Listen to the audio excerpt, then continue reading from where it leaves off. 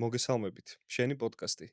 დღევანდელი ეპიზოდის სტუმრები არიან დავით მაისურაძე და გიორგი გორგიაშვილი. თემა კი კალიგრაფია. ჩვენ ვისაუბრებთ კალიგრაფიის ისტორიაზე, როგორ შეიქმნა ის და დავიწყებთ შუმერების ეპოქიდან მოუყვებით ეგვიპტეში, არაბეთში, აღმოსავლეთში და მოვალ საქართველომდე. განვიხილავთ ასევე კალიგრაფიის სხვადასხვა დატვირთვებს შუა საუკუნეებში, სხვადასხვა ფორმებს. გვექნება საუბარი კალიგრაფიაზე, როგორც ერთგვარი საშუალება მედიტაციისთვის, ფსიქოანალიზისთვის და იმისათვის, რომ უფრო ღრმად ვნახოთ, რა ხდება ჩვენს შიგნით. ასევე მნიშვნელოვანი ინფორმაცია თქვენთვის ძვირფასო მეგობრებო, 3 მარტს ჩვენ სივრცეში ჩატარდება კალიგრაფიის ვორქშოპი, სადაც თქვენ გექნებათ შესაძლებლობა გამოცადოთ ის ყველაფერი, რაზეც ჩვენ გვექნება დღეს საუბარი. ახლა კი გადავიდეთ ეპიზოდზე. ხო, ან მაგ მხრივ შეიძლება ვუწოდოთ კალიგრაფიასაც მუსიკა, აჰა, რადგან ექსპონტანურობა არის, იქ ახლა იქნება რაღაც და არა კი. დაგეგმილად. კი, აი ეგ არის ზუსტად. მთავარი მახასიათებელი ითიც გავს ალბათ კალიგრაფია მუსიკას ექსპონტანური. მოდი მაშინ ახლა დავიწყოთ უკვე ჩვენ პირველ რიგში ბიჭებო მოგესალმებით, მადლობა ჩვენთან მოსვლისთვის, სტუმრობისთვის და დღევანდელი ჩვენი თემა არის კალიგრაფია.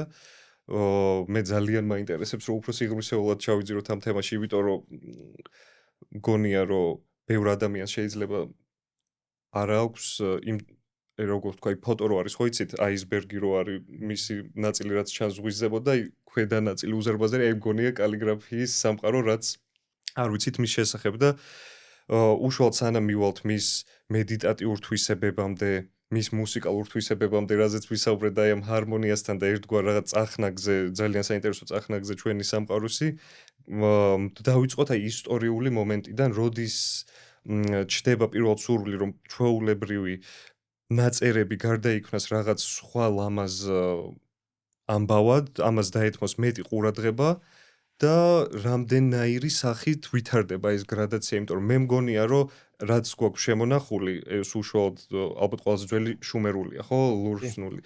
ეს ხო მაინც წარღვნის შემდგომი არის და აი წარღვნამდელი მგონია რომ სულ სხვა რაღაც სიგიჟე იყო და სხვა ფორმებით, მაგრამ მე ისევ თითქოს რისეტი მოხდა კულტურული ცივილიზაციის და დავიწყეთ ისევ აი პრიმიტიული ძალიან ესეთი ლურსნული დამწერლობით, რომელიც მე უკვე გადაიზარდა უფრო ესეც ხო გეომეტრიული რაღაც პროექციით განვითარდა.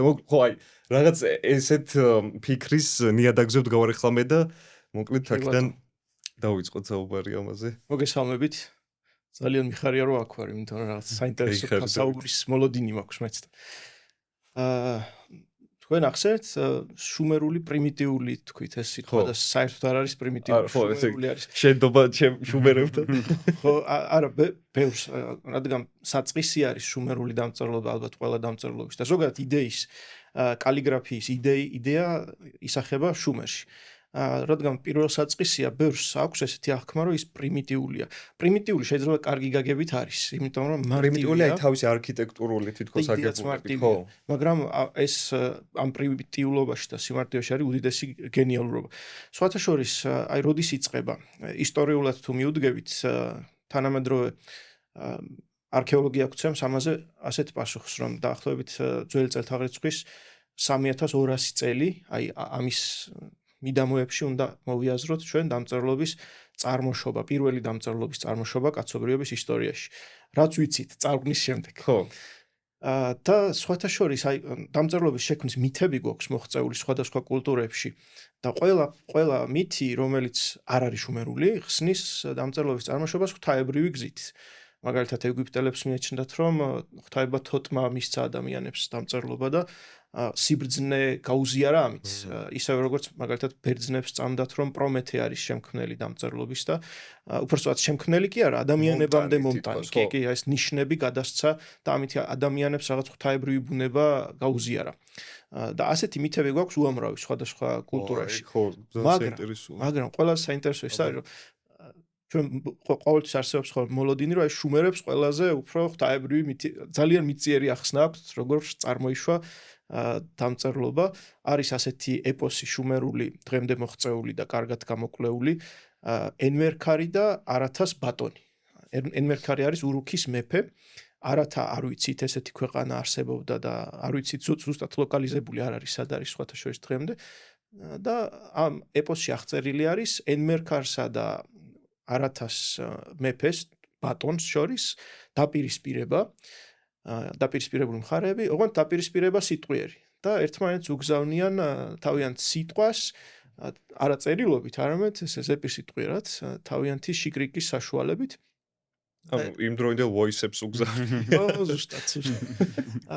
მაგრამ ელმერკარი არის ბრძენი მეფე, ამიტომ მის სიტყვასაც აქვს სიღრმე და არის ვრცელი ხანდახან. ერთ მშვენიერ დღესაც ამ ჩვენმა შიკრიკმა ვერ დაიმახსოვრა ეს ვრცელი სიტყვა და ის სიღრმეც გამოაცალა და ელმერკარი მიხვდა რომ ასე აღარ გამოვიდო და ამიტომ ჩაყო ხელი აფსუში, ასე არის აღწერილი. აფსუ ეს არის სამყაროსეული წყალი, რაღაც პირველ საწყის წყალი და პრიმორდიალურ წყლებსაც ეძახიან, იქიდან ამოიღო თიხა, მიწა, მოზილა და გააკეთა დაფა და ზედ გადაიტანა თავისი სიტყვა.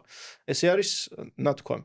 ანუ ესე იგი мотиваცია თუ რატო შეიქმნა დამწერლობა ძალიან კარგად არის გააზრებული, ეს არის ვრცელი და ღრმა აზრის გადაცემის საშუალება დროსა და სივრცეში.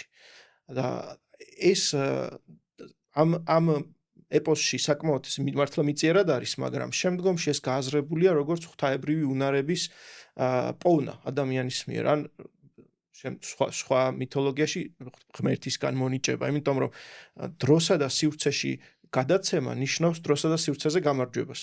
შენი სიტყვა მართალია მოკლეა, ხან მოკლეა, ხო, რაღაც იტყვი და აღარ არსებობს წამის შემდეგ, მაგრამ ამ სიტყვას უფრო მეტი თუ სიღრმე აქვს, თუ გინდა რომ ეს გაუზიარო შენს მომავალთაობას, დროში უსასრულოდ და თუ გინდა რომ ეს სიტყვა გაუზიაროს შენთან არათანმყოფ პირებს, რომლებიც შეიძლება საკმაოდ შორს იყვნენ შენგან, მაშინ ამისთვის გჭირდება რაღაც ღვთაებრივი გზა, რომელიც ადამიანს აქვს დამწერლობის საშუალება. ხო, ამ დროსა და სივრცეს აჯობო იმ მხრივ, რომ ეს რაღაც უკვდავი არის თითქოს ესეთი გაგებით, სულ არის და მაგის შემდეგ დაიწყო მოკლედ ყველაფრის ჩაწერა, ისტორიების გამოგონება, მაგრამ აი ფორმების ცვლილება, რა თქმა უნდა, ალბათ განპირობებული იყო გეოგრაფიული ლოკაციებითაც და მეც რო ეხა რაღაც კითხვებს ვამზადებდი, ეგ მქონდა რომ აი რა განაგვასხვავებს ჩვენ სხვა კულტურებისგან არის ძალიან დიდი, ესე ვთქვათ, ბუკეტი სხვადასხვა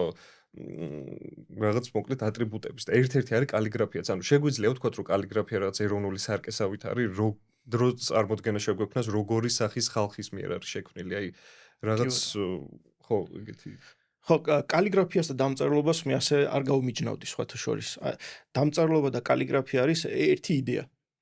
დამწერლობა, იმიტომ რომ კალიგრაფია ნიშნავს ლამაზად წერას და დამწერლობა თავისი იდეით უკვე ლამაზია. ჩვენ როდესაც ვწერთ, აი ჩვენს იდეაში არ არსებობს უშნო დამწერლობა. იდეაში დამწერლობა უკვე იდეაც წერის იდეა თავისთავად ლამაზი არის. შეიძლება მისი განხორციელება იყოს არალამაზი. ხო, ანუ ფილოსოფიური გაგებით ხო თვითონ ეს აქტი უკვე ძალიან მაგარია, რომ შენ ქმნი რაღაცას, მაგრამ შესრულება აი როგორც მუსიკა შეიძლება ზოგი იყოს ბეთჰოვენი, ზოგი უბრალოდ რაღაც სხვა. ზუსტად. და აი ეროვნული სარკე, რაც თქვენ ახსენეთ, მართლაც რაღაცნაირად აისახება მოდი ერზე არ ვისაუბრებ, იმიტომ რომ ეროვნება ეს ცოტა უფრო გვიანდელი მოვლენა არის, მაგრამ აი იმ ხალხის სარკე ნამდვილად არის ხოლმე დამწერლობა და არა მხოლოდ ფორმებში, სხვათა შორის. ეხლა იმ კულტურაში, სადაც შეიქმნა პირველი დამწერლობა, ეს არის შუმერი, იქ თიხა იყო, იქ იყო ლერწამი და ეს აისახა კიდევაც ფორმებზეც, რა თქმა უნდა, იმიტომ რომ თიხაზე ნაჭდევებს აკეთებდნენ და ეს აისახა. მაგრამ უფრო საინტერესო არის, რომ შინაარსობრივადაც აისახა. მაგალითად, შუმერული დამწერლობა ასახავს შუმერთა და ზოგადად შუამდინარული კულტურის ფილოსოფიასაც. მაგალითად, ჩვენ როდესაც ვწერთ სიტყვას, ჩვენ ქართველებს გვაქვს ანბანური ტიპის დამწერლობა და გადმოვცემთ ბგერებს, ხო? მაგრამ შუმერები არ გადმოსცემენ ბგერებს, გადმოსცემენ კონცეპტებს, იდეებს. ანუ იეროგლიფებს გავს. ხო, იეროგლიფი არასწორი ტერმინი იქნება, იმიტომ რომ იეროგლიფი უფრო მეტად მიესადაგება ეგვიპტურს. ხო. მაგრამ ხო, და ნუ აზიურში, სხვა ალბათ ჩინური და იაპონური. იქაც ერიდებიან ხოლმე ამას, იმიტომ რომ იეროგლიფი თავისი პირვანდელი მნიშვნელობით არის ეგვიპტური დამწერლობა, ხო? ეგვიპტეში ჩაისახა, ესე ვთქვათ, იეროგლიფური დამწერლობა და მერე წავიდა. არა. უბრალოდ კერძო სახელია. იეროგლიფი არის ეგვიპტური დამწერლობის კერძო სახელი. გასაგებია. იგივე იდეას ემყარება უკვე შუმერულიც და ემყარება შორეული აღმოსავლეთის დამწერლობების ნაწილიც, ჩინური. და აი ნახეთ მაგალითად რომ ჩაიწეროს სიტყვა ამაგი ან ამარგი შუმერულად ნიშნავს თავისუფლებას. თუ ინტერესულა. ხო, და შედგება ორი იეროგლიფისაგან. ერთი იეროგლიფი არის დედა და მეორე არის დაბრუნება. და თუ კი ამ სიტყვას ჩავწერდით ქართული ასოებით მაგალითად, ხო, გვექნებოდა მხოლოდ ბგერები. და იდეა ის რომ თავისუფლება ამ ორ კონცეფტს უკავშირდება, დედასთან დაბრუნებას უკავშირდება, დაიკარგებოდა, ხო? ანუ ფილოსოფია ძალიან ახლოს არის, ძალიან კარგად არის ასახული და იმ სიმბოლოთა კავშირებში, რომლებსაც შუმერები რაღაც კონცეფტის გადმოსაცემად იყენებდნენ. ეს დედასთან დაბრუნება თავის მხრივ რაღაც ქალაქში დაბრუნებასაც ნიშნავს, იმიტომ რომ დედაში შეიძლება ქალაქიც მოიაზროს. მრავალმხრივ გაგება შეიძლება ამ სიმბოლოების. კი. და ეს დედა სხვათა შორის თვითონ ეს პირველი იეროგლიფი შედგება თავის მხრივ ორი იეროგლიფისგან, რომელშიც პირველი ეს არის მე და მეორე არის ღმერთი.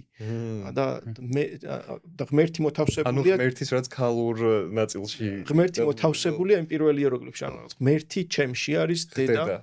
ვარა მაგარია. და ხო, ამისი ხო, აი ხო ხედავთ უკვე ერთი სიტყვა რამხელა ფილოსოფიის მატარებელია და როგორ ასახავს იმ ხალხის ისტორიასაც, ვინც დამწერლობა შექმნა. აი ესე აისახება ხო. ხო, იმ ხალხის თითქოს რაღაც აი იმ დროინდელ ფსიქოლოგიურ და მენტალურ მდგომარეობასაც და აი შინა განსამყაროსაც გადმოსცემს რაღაც გარკვეულწილად, იმიტომ რომ ეხა ხო აღარ ხდება თითქოს ეგეთი რაღაცეების შექმნა, სხვა სტადიამდე მივედით უკვე აბის განვითარების, მაგრამ იმ დროს რაღაც აი ეგეთ რა დეტალებს ეკცევათ თითქოს ყურადღება, რომ აი დედა არის ღმერთი ჩემში, აი ძალიან ისეთი კომპლექსური და სულიერი ჩაშლა არის, თითქოს ესეთი მარტივი რაღაცის რა. ძალიან მაგარი. ხო, მე რო ნახე პირველად, მე ვთქვი რომ ახო ამბობენ ხოლმე რაღაც იეროგლიფი, აი წაღარ რო თქვით პრიმიტიული არ არის, მაგას გულისხმობ რომ რომელი უფრო ზუსტი არის, აი ბგერით რომ გადმოგვეცა, მხოლოდ ასო ბგერებით რომ გადმოგვეცა, იქნებოდა ა მ ა რ გ ი ამაგი. და ეს დაკარგავდა ყველაფერს იმ ფონს და მგონია რომ რაღაცა გაგებით აი ეს შუმერული სიმბოლოები უფრო მეტად ზუსტიც არის, იმიტომ რომ უფრო მეტს გადმოსცემს, ვიდრე მხოლოდ ჟღერადობა არის. თუმცა ხო, რახან აი სიმბოლოს იდეას ატარებს, იმიტომ რომ სიმბოლოებიც არის თითქოს ცოცხალი, აი როგორც თქვით, გაუკვდავებული ცოცხალი ნიმუშები ან ფურცელზე, ან თიხაზე, რომლებიც დიდ ისტორიას გვიყვება და გააჩნია ჩვენ რა სიღრმეზე გვინდა რომ ჩავყვინთოთ მათთან ერთად. ასეა. თუმცა ჩვენ დამწერლობას არ დავაკრინოთ ახლა ჩვენ ხო არა ჩვენამდე მე მინდა რომ აი ეს რომ ამას რომ გავიდეთ კიდე ცალკე მივიდეთ აი ქართულთან და აი ზოგადად გავიაროთ აი ჩვენი რითი ხო ჩვენი მგონი ხო ცალკე მდგომი არის და შუმერიდან მე უკვე აი რომ მივდივართ ამ გზაზე საერთოდ უკვე ეგვიპტეს შემოდის არაბეთი აი როგორი დამწერლობები იჩენს თავს ეგვიპტე ძალიან მალევე სხვათა შორის არსებობს თეორია რომ ეგვიპტური უსწრებს კიდევაც მაგრამ არქეოლოგია ამას არ ადასტურებს მაგრამ აი რაღაც უსწრებს შუმერულს ასეთი თეორიაც არსებობს მაგრამ არქეოლოგია არ ადასტურებს იმიტომ რომ ეგვიპტური ნიმუშები რაც არის ნაპოვნი თითქმის იმავე ეპოქის არის რისიც არის შუმერულის ყველაზე ძველი ნიმუშები მაგრამ ცოტათი ჩამორჩება და არსებობს ასევე კვლევები რამდენად ეგვიპტელებმა თავად განავითარეს ეს იდეა. თუ ის ესხეს შუმერებისგან, შესაძლებელია მათ შორის რაღაც კავშირიც არსებობს. ან თუ როგორც თქვი, თოთმა თუ ჩამოიტანა, იმიტომ რომ ბელ კულტურას აქვს ეგრო წარღვნის შემდეგ სამხრეთ ამერიკაშიც იქვეძა კოეთლ ქვია, მაგ პერსონას, რომელმაც ჩაიტანა ასტროლოგია, დამწერლობა, ეგეთი რაღაცეები. იმ დროინდელ ადამიანებთან ეგვიპტეში თოთმა შუამდინარელებსაც აქვს აღარ მახსოვს თავისი ეგეთი ღვთაება თევზის ფორმებში მოდიოდნენ ხოლმე და ინდოეთშიც ძალიან საინტერესო არის რომ ანუ შეიძლება იქ დაასწრეს ჩასვლა ვიცი მაგრამ ნუ თითქოს ერთ მოვლენაზე გვაქვს ასე თუ ის საუბარი სხვათა შორის აი თოთზე ბარებ ჩაუღრმავდები იმიტომ ზიაბოვნები მე ძალიან მიყვარს ეგ არის ეგვიპტურ ტექსტებში ნაკლებად არის შემორჩენილი და აი ამ ლეგენდას თუ მითოს გადმოგცემს ბერძნული ტექსტები პლატონი პლატონი გვიყვება თოტის მიერ ეგვიპტური დამწერლობის შექმნის ისტორიას და ნეგატიურად განიხილავს დამწერლობის შექმნას. რა ვხრივ აბა? პლატონი წერს ასე. ოღონდ პლატონი ასაუბრებს სოკრატესს და არა თავისი ენით არ საუბრობს ამ შემთხვევაში და წერს ასეთ რამეს, რომ თოტმა განიზრახა, რომ ადამიანები გახადოს ბრძენი, ამიტომ ღვთაებრივი სიბრძნის გასაზიარებლად მათ გადასცა დამწერლობა, ეს შექმნა დამწერლობა და მათ გადასცა. მაგრამ ადამიანებმა ეს გამოიყენეს ცუდად. ბოროტი მიზნებისათვის.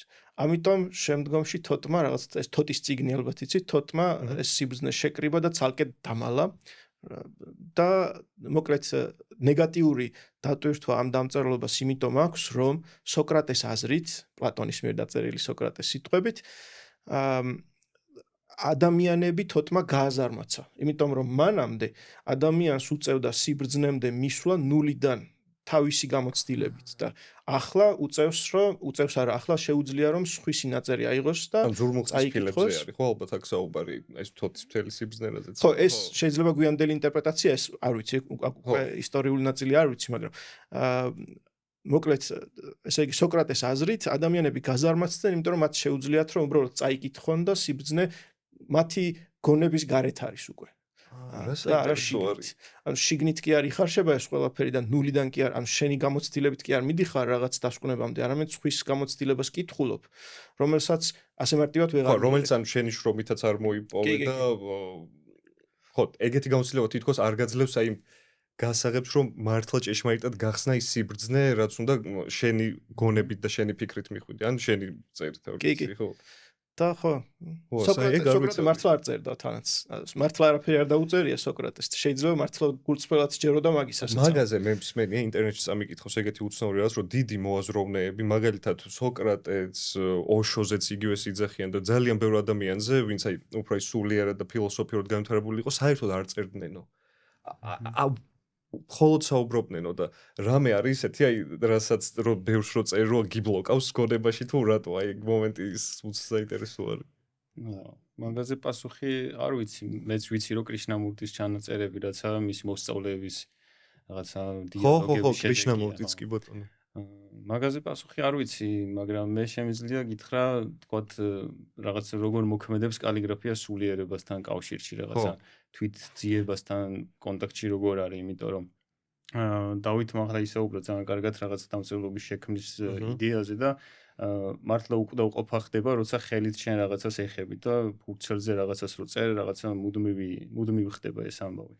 და თვითშემეცნების პროცესზე აუცილებელია, რომ ამ ფიქრებისგან რაღაც განიწმინდო, ძალიან ბევრი ფიქრი არის რაღაც სულ ხო საუბრობთ მაგაზე, რომ აქ და ახლა პროცესია, წარსულზე აღარ ვიფიქროთ არც მომავალზე და მაგ წერის პროცესში მოდიხარ რაც მომენტში ეგ თავისთავად ხდება, იმიტომ რომ ძალიან დიდი ყურადღება გიწევს მიაქციო დავით დამეთანხმება, რომ ანუ როცა კალამი გეჭირავს ხელში, ძალიან დიდი კონცენტრაცია გჭირდება, რომ იმ წამს შეასრულო რაღაც მონასმი. ან თქვათ მელნით არ დაგესვაროს რაღაც ქაღალდი და შეიძლება კავშირში იყოს მაგ ამბავთან, რომ ესენი იმიტომ საუბრობდნენ, რომ შეიძლება რაღაცა არ ყოფილიყო უკეთესი ეს კალიგრაფიულად რაღაც ის დაწერა და მე ინტერპრეტაცია მიეცათ ადამიანებს რა. ხო, საინტერესო არის ძალიან ეგ მომენტი. მან კიდე ხა გამახსენდა უცებ არაბული ანდაზა არის ასეთი. სიტყვა არის მხეცი და კალიგრაფია მისი ბორკილი. აი აქ მე მგონი ჩანს რა იცი რომ სიტყვა როგორც იდეა რაღაც ლოგოსი შეუზღუდავია, მაგრამ ოდესაც მას ფორმას აძლევ, კალიგრაფია არის მისი განხორციელება. ველურ ცხენს იმორჩილებს ასე ვთქვათ. დაბლოკვა ნაკლებად ალბათ უფრო ფორმაში მოყვანა და ეს ფორმაში მოყვანილი ვერასოდეს ვერ იქნება იდენტური, რა თქმა უნდა, იდეის და აი მაგ გაგებით შეიძლება იყოს შებოჭვა. ხო, კალიგრაფია. არაბულ კალიგრაფიაში და დამწერლობაში სულ იყო ძალიან სპეციფიური და ყველასგან განსხვავებული არის არაბულიც და მანდ როგორ მოხდა უშუალოდ აი ამ ფორმების ჩამოყალიბება და ალბათ უფრო მე კიდე მაინტერესებს ეგეთი რაღაც, რომ კალიგრაფიაც ახლა ალბათ დავეთანხმებით გარკვეულწილად ხო რაც ხელობასთანაც ასოცირდება, რომ კონკრეტულ ტექნიკებს სწავლობ, რომ შემდეგ ლამაზად გამოძერწო სიტყვები და ასოები. და როდის, ანუ ეს უკვე თავის თავში ხელოვნება არის თუ კიდე რაღაც ზღვარი არის, რაც შემდეგ გადადის ხელოვნებაში. იმიტომ რომ მუსიკაში ხო ეგრეა, სწავლობ ინსტრუმენტზე დაკვრას, ნოტებს, ტექნიკას, აი თუ ფორტეპიანოზე მაჯერ როგორ გედოს და როცა უკვე მიეჩვევი ამ კონდიციას, შემდეგ უკვე ნელ-ნელა აი გადადიხარ იმ ხელოვნების მდგომარეობაში, როცა გენიალური იქნება და აი ამ შემთხვევაში აი ზღვარი არის ადმე თუ უკვე ხელოვნებაში ხარ მაგ დროს. ზღვარი რას გულისხმობ ზუსტად? ზღვარი ხელოსნობას აი ამ ტექნიკურად რო გამოძერწო, იცი რომ სწორად აკეთო და უკვე როცა აი დაფრინდა ესე ვთქვათ. არის ძალიან ბევრი მაგალითი ქართული კალიგრაფიის ნიმუშებში, რომელიც არა ის ნამუშევარი რაღაც დიდი მხატვრული ღირებულების, მაგრამ არის ნამუშევრები, სადაც არის ძალიან დიდი შემოქმედება ამაში ჩადებული და იმას უბრალო ადამიანი ვერ გააკეთებდა. და კი რა თქმა უნდა, ანუ როცა შენ რაღაცას ხელოსნურად რაღაცას სწავლობ და ვარჯიშობ, როგორც პიანისტი ვარჯიშობს რაღაც გამებზე, რომ მე დაუკროს არიები, ანუ მანდ შენ ვარჯიშობ რაღაც კალიგრაფიულად ყოველი მონასმი შენთვის ვარჯიშია, რომ მე რაღაც იდეალური ფორმებამდე მიხვიდე და რაღაც ხელოვნების ნიმუში შექმნა გინდა. მეც ვიტყვი, მოდი ამაზე ზღვარი რა თქმა უნდა არსებობს, ოღონდ ეს ზღვარი ყველასთვის არის ალბათ რაღაც ინდივიდუალური. ვერავინ ვერ გეტყვის, რომ აი დღეიდან შენ კალიგრაფი ხარ და აქამდე შენ კალიგრაფი არ იყავ. ძველ ხელნაწერებსაც რო ვაკვირდებით, ძველ პერიოდში, შუა საუკუნეებში კალიგრაფია უფრო მეტად ხელობა, ვიდრე ხელოვნება. იმიტომ რომ მათი მიზანიც სხვა არის დღევანდელი კალიგრაფისგან განსხვავებით. მათი მიზანი არის, რომ შექმნან მარტივად კითხვადი ნაწერი იმისათვის რომ წიგნები გადაიწადოს. დაახლოებით სტამბა რომ არჩევს შრიფტს, ეს ფუნქცია აქვს კალიგრაფს. მაგ დროს ან მაინც საკმაოდ კომპლექსური იყო მაგ დროისთვისაც. აი, მან სადაც კი შემოდის შემოქმედება, ყოველთვის არის რაღაც შემოქმედება, ყოველთვის არის კალიგრაფია, მათ შორის ხელობის ნაწილშიც, მაგრამ როცა შემოქმედება უფრო ფართო მასშტაბებს იძენს, აი მაგალითად სინას მთაზე ქართველი მოღვაწე ბერები არ კმაყოფილდებიან იმით, რაც უკვე არსებობს, აი იმ ფორმებით და ეძებენ ფორმებს, ეძებენ გამალებით. ეს ფორმები თავიდან არ არის ლამაზი, მაგრამ მე თანდათანობით რის ფორმებს გულისხმობ?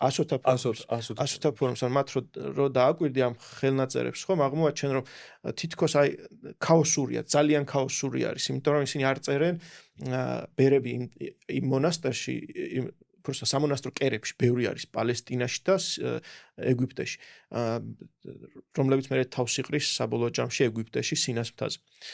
რომ დააკვირდი, არის ძალიან ქაოსური, მაგრამ ეს ქაოსი არის შემოქმედებითი ქაოსი, ანუ ეძებენ ფორმებს აქტიურად და საბოლოო ჯამში ამით იბადება ახალი დამწერლობა, რომელსაც ნუსხურს ვეძახით. ნუსხური დამწერლობა როგორ შეიქმნა, იცით, აი მაგალითად სწრაფი ხელწერა ყველას ქონია, რომელიც არ მოგწონს. აი ზოგი მეც ვამბობ ხოლმე, რომ ჩემს ნაწერს ვეღარ ვკითხულობ. ექიმები განსაკუთრებით. აი ასე იბადება პირველი ფორმები ნუსხურს, დამახინჯებით იბადება. მაგრამ შემდეგ ვიღაც ამ ბრჭყალებში მახინჯ ფორმაში პოულობს გაკვირვებას, ვახრა ლამაზი რაღაც გამოვიდა უეცარი მონასმით და იწყებს ამ უცებ სპონტანურად ნაპოვნი ფორმისგან იწყებს უკვე გეგმაზომიერ ძიებას, ოღონდ ეს გეგმაზომიერი ძიებაც გარკვეულწილად სპონტანურობით არის დატვირთული და ეძებს, სანამ არ მიიყვანს იდეალურამდე ალბათ ვერა, მაგრამ ხო, იდეაც დაებადება ალბათ რაღაც ფორმისა, მაგრამ მე ცდილობს იმ იდეის რაც კოლემაში გაჩნდა განხორციელებას. და მაგას ვხედავთ და აი ნუსხური ხელნაწერები ზუსტად მაგის შედეგია. ისევე როგორც მხედრული სხვათა შორის. საბოლოო ჯამში ყველა დამწერლობა ასე იქმნება. დამახინჯებიდან და სრულყოფამდე, ხო.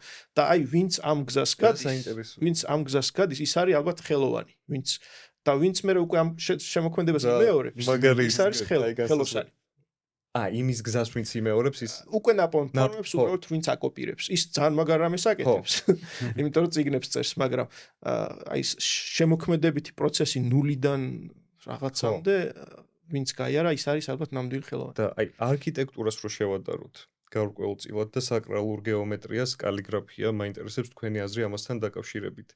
სიტყვას ხო აქვს ესე ბძალა და ალბათ სწორედ დაწერილ სიტყვასაც რაღაც ძალა იქნება მით უმეტეს თუ იეროგლიფებთან და სიმბოლოებთან გვაქვს საუბარი და აი სანამ მე და პაპულობს საუბრობდით რომ მაგათაც სახლი რო აშენო ცოტა დაბაჯღული აი რო არ იყოს სიმეტრია იცხოვრებ კი რა თქმა უნდა მაგრამ შეიძლება არ იყოს ჰარმონიაში ვერ იყო და ამ ფორმებმა შენზე მოახდინონ ზეგავლენ და იგივე მგონია წერაზეც რომ რაღაც ამბავს რო გადმოცემ მით უმეტეს ძალიან საკრალურს ან თუნდაც რაღაც სიტყვა გინდა დაწერო სიყვარული ან არ ვიცი რამე სხვა ნიშნულობა აქვს უშუალოდ იმ არქიტექტურას გეომეტრიას სიმეტრიას რითიც იწერება რომ თითქოს შენ კიდე დამატებით ენერგიას აძლევ დაწერილ სიტყვას, რომ მას ჰქონდეს შედეგი მკითხველისთვის და მნახველისთვის და ამასთან დაკავშირებით არის რავი მოსაზრებები, რომ აი საკრალურ გეომეტრიასთან არის კავშირში და აი რაღაც არქიტექტურულ სიტყვათა წყობასთან არ ვიცი. დავით შენ ასომთავრულზე გაქონე ეგ. კი, ასომთავრულში ცალსახად არის ეს რაც თქვენ თქვით. ასომთავრული თავისთავად არის გეომეტრიული აგებულების და არქიტექტურული შესაბამისად და მაგაზე სხვათა შორის ასომთავრულის არქიტექტურული საფუძვლების შესახებ აქვს გამოკვლევა ელენე მაჭავარიანს ჩვენს კოლეგას კალიგრაფიარის ისიც ხნიერი. მე მგონი ელენე მაჭავარიანის ფონტიც მაქვს მე გადაწყვეტ. შეიძლება ფონტ დიზაინერი არ არის, მაგრამ რაღაც მაჭავა შეიძლება ვწდები არ ვიცი. აქვს რამდენიმე პოპულარული კრებულიც აქვს გამოცემული, რომელიც კალიგრაფებს ძალიან გვიყვარს. ხა ასომთავრულს აქვს ხო ეს გეომეტრიული აგებულება და ესეც სხვათა შორის აი ვინც შექმნა ქართული დამწერლობის პირველ სახე არის ასომთავრული ხო პირველ სახე მის იდეოლოგიასაც ძალიან კარგად გადმოსცემს და შესაძლებელია ჩავთვალოთ რომ იმ ხალხის თვითშეგნებას და იმ ხალხის რაღაც დებარეობას ამ სამყაროში თავეთ როგორ განსაზღვრავდნენ თავის თავს ძალიან კარგად ასახავს ასომთავრული და რას გულისხმობ ნახეთ გეომეტრიულობა ახასიათებდა ზოგადად ყველა ევროპულ დამწერლობას თავდაპირველ ეტაპზე. ბერძნულიც გეომეტრიულია, ლათინურიც ბერძნულის საფუძველზე შექმნილი ლათინურიც გეომეტრიულია, სომხურიც ჩვენი მეზობელიც და ასომთავრულიც, მაგრამ ასომთავრული არის უკიდურესობამდე მიყვანილი გეომეტრიულობა. ანუ აქ არ არსებობს რაღაც ძალიან მცირე რაოდენობის ფორმებია აღებული, რომლითაც აიგება ყველა ასო. და ეს მცირე რაოდენობა არის ორი სულ. ერთი არის ხაზი, რომელიც აუცილებლად უნდა იყოს ან ჰორიზონტალური, ან ვერტიკალური, არავითარ შემთხვევაში დიაგონალური და ყოველთვის გვაქვს წრის ელემენტი, რკალი, ან მთლიანად წრე. ამ ორი ელემენტით არის მთლიანად აგებული და ეს უპირისპირდება აზიურ დამწერლობებს, რომლებიც უფრო თავისუფალი მონაცემებით ხასიათდებიან, აი მაგალითად იმავე პერიოდში, როცა მოიაზრება ასომთავრულის შექმნა, გავრცელებული იყო ჩვენს აღმოსავლეთით არამეული დამწერლობა. საქართველოშიც მათ შორის წერდნენ არამეულად. მე უფრო შორეულ აღმოსავლეთში წავედი. არა, აქვე ჩვენს ახლო აღმოსავლეთს გულისხმობ. და აი ქართველი შემოქმედი ირჩევს საგანგებოდ გეომეტრიულ ფორმებს, რაც უკვე მას მოათავსებს დასავლურ სამყაროსთან უფრო ახლოს, მაგრამ ხო ეს გარკვეულწილად არჩევანი შეიძლება იყოს იმ სამყაროსგან გამიჯვნის და ამ სამყაროსთან დაახლოების, მაგრამ ამავე დროს დასავლეთისგანაც დასავლეთში გულისხმობ ბერძნულს და ლათინურს, იმისგანაც განსხვავდება იმით, რომ უკიდურესი გეომეტრიულობაა და ამაში შეიძლება დავინახოთ აი ეს რაღაც ნეოპითაგორული თუ პითაგორული ხედვა რომ ყველაფერი შეიძლება გადმოიცეს გეომეტრიით და ყველა სამყაროს ენა არის გეომეტრია. ხო, და ყველაფრის საფუძველი და ატომურ დონეზეც რო ეს. კი. და ნახეთ კალიგრაფისტვისაც ეს არის მესიჯი უკვე თანამედროვე კალიგრაფებს გულისხმობ, მაგრამ ალბათ იმ პერიოდშიც რომ შენ კი არ ქმნი, არამედ შენ იმეორებ ღვთაებრივი ფორმებს, იმიტომ რომ გეომეტრია არის ღვთაებრივი ფორმების სამყარო. და შენ კი არ უნდა შენი მონასმი კი არ უნდა შემოგთავაზო რაღაც ორიგინალური, არამედ იდეალურობამდე მიიყვანო წრე, რომელიც შენ არ შეგიქმნია და ააგო ღვთაებრივი ფორმის ასო. ხო ეს რაღაც და ამითთან გადმოცე რაღაც ამით შენც ღვთაებრიობას უახლოვდებ, იმიტომ რომ შენი სრულყოფა, შენი ხელწერის სრულყოფა, შენი სრულყოფა არის და ერთგვარი ხატება არის ადამიანის განხრთობისა. შენ თუ იდეალურად რაღაც პირო შენი ხელწერის სრულყოფა, შენი სრულყოფა. ხო, არა. თუ კი შენ მიუახლოვდები ღვთაებრივ წრეს, შენი ხელწერით, შენ ერთგვარად შენში ხორციელდება ღვთაებრივი ძალა, ხო? თუმცა, ხო, ვერასოდეს ვერ მიაღწევ. არ არსებობს იდეალური გამოსახვა წრისა. ეს იდეა დევს ასომთავრულს, მაგრამ მე ირღვევა ეგ იდეა. და რაში ირღვევა, ანუ როგორი მე ხო ასომთავრულის მე ნუსხური მოდის ხო? და ნუსხურში უკვე ხო იცვლება რაღაცა გაგებით ფორმები და ანუ რა უბიძგებს მაგ ფორმების თვალს. აი მაგალითად არაბულის შემთხვევაში მე მგონი სულ ერთნაირი იყო. ნუ ეხლა წერის სტილი და უშუალოდ ტექნიკა შეიძლება მრავალმხრივ ლამაზი იყოს. ჩინურიც ასე თუ ისე უფრო იეროგლიფური ყოველთვის იყო. შუმერულიც რაც შეიქმნა იყო, მაგრამ ქართული აი საუკუნეების მანძილზე სახეს იცვლიდა ვითარდებოდა და ეს თითქოს მე მგონი ყურადღება მისაქცევი მომენტი არის. და რატო ხდებოდა ეგ არის საინტერესო. ხო მაგაზე მე ვიტყვი თუ მეც მაქვს აზრი, მაგრამ დავითაც თავის აზრი აქვს. რა თქმა უნდა რაღაცა ეგ აზრები ერთიანდება, იცი რატო? ანუ წერას საუბრობდი ჰარმონიაზე რა, როცა რო დაუბრუნდეთ და მე ამ თემას განვიცნობ რაღაცა ხელნაწერს რო გადაშლი, ზოგი ხელნაწერი აი რაღაცა აი გაჭედილი ამ წიგნში რა და არ აქვს არშიები დატოვებული და ვერ სუნთქავს თვითონ ნაწერი და რაღაცა შენ შებოჭილი ხარ ამას რო კითხულობ, მაგრამ არის ნაწერები, სადაც ღია სივრცე არის და დიდი ადგილი აქვს დატოვებული, რომ ამ ნაწერმა ისუნთქოს, სივრცე კონდეს, თავისუფლად იმოძრაოს რა და რაღაც დავითმა რო დააკავშირა აღმოსავლეთი და დასავლეთი ეს გეომეტრიული ფორმები გამახსენდა ეგრევე ჩემი ნამუშევრები, იმიტომ რომ მეც ვიყენებ ამ ფორმას, წრის ფორმას. რატომღაც თავისთავად მოვიდა ეს წრის ფორმა, მაგრამ ამ წრის ფორმაში ვარ სრულიად თავისუფალი.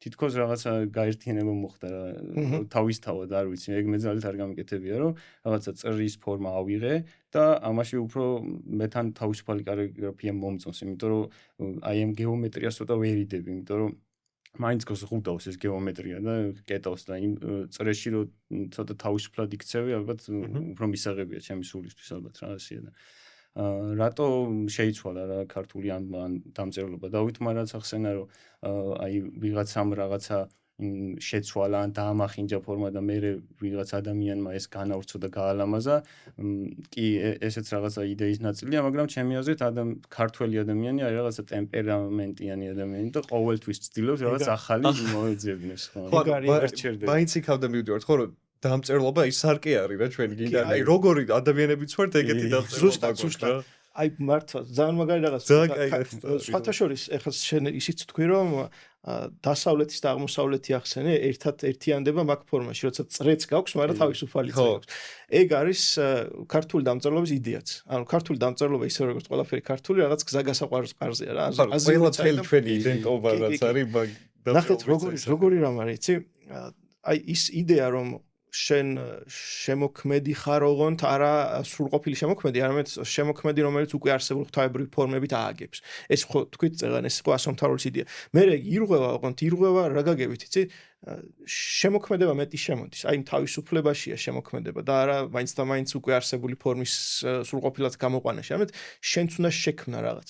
და აი ნუსხური არის ზუსტად ეგ იდეა რომ შენ მართალია ჯერ კიდევ გეომეტრიულია ნუსხური, მაგრამ ამ გეომეტრიულობაში უფრო მეტი თავისუფლება გაქვს. ხო, აი და ხილულია. კი, და მხედრული კიდევ უფრო თავისუფალია. აი მე ჩემი მოსწავლეები რომ ყავს ხოლმე მაგალითად პატარა ბავშვებიც კი და დასრულებიც, ყოველთვის ვებუნები რომ მხედრულის მთავარი იდეა არის ის, რომ წესი არ აქვს მხედრულს.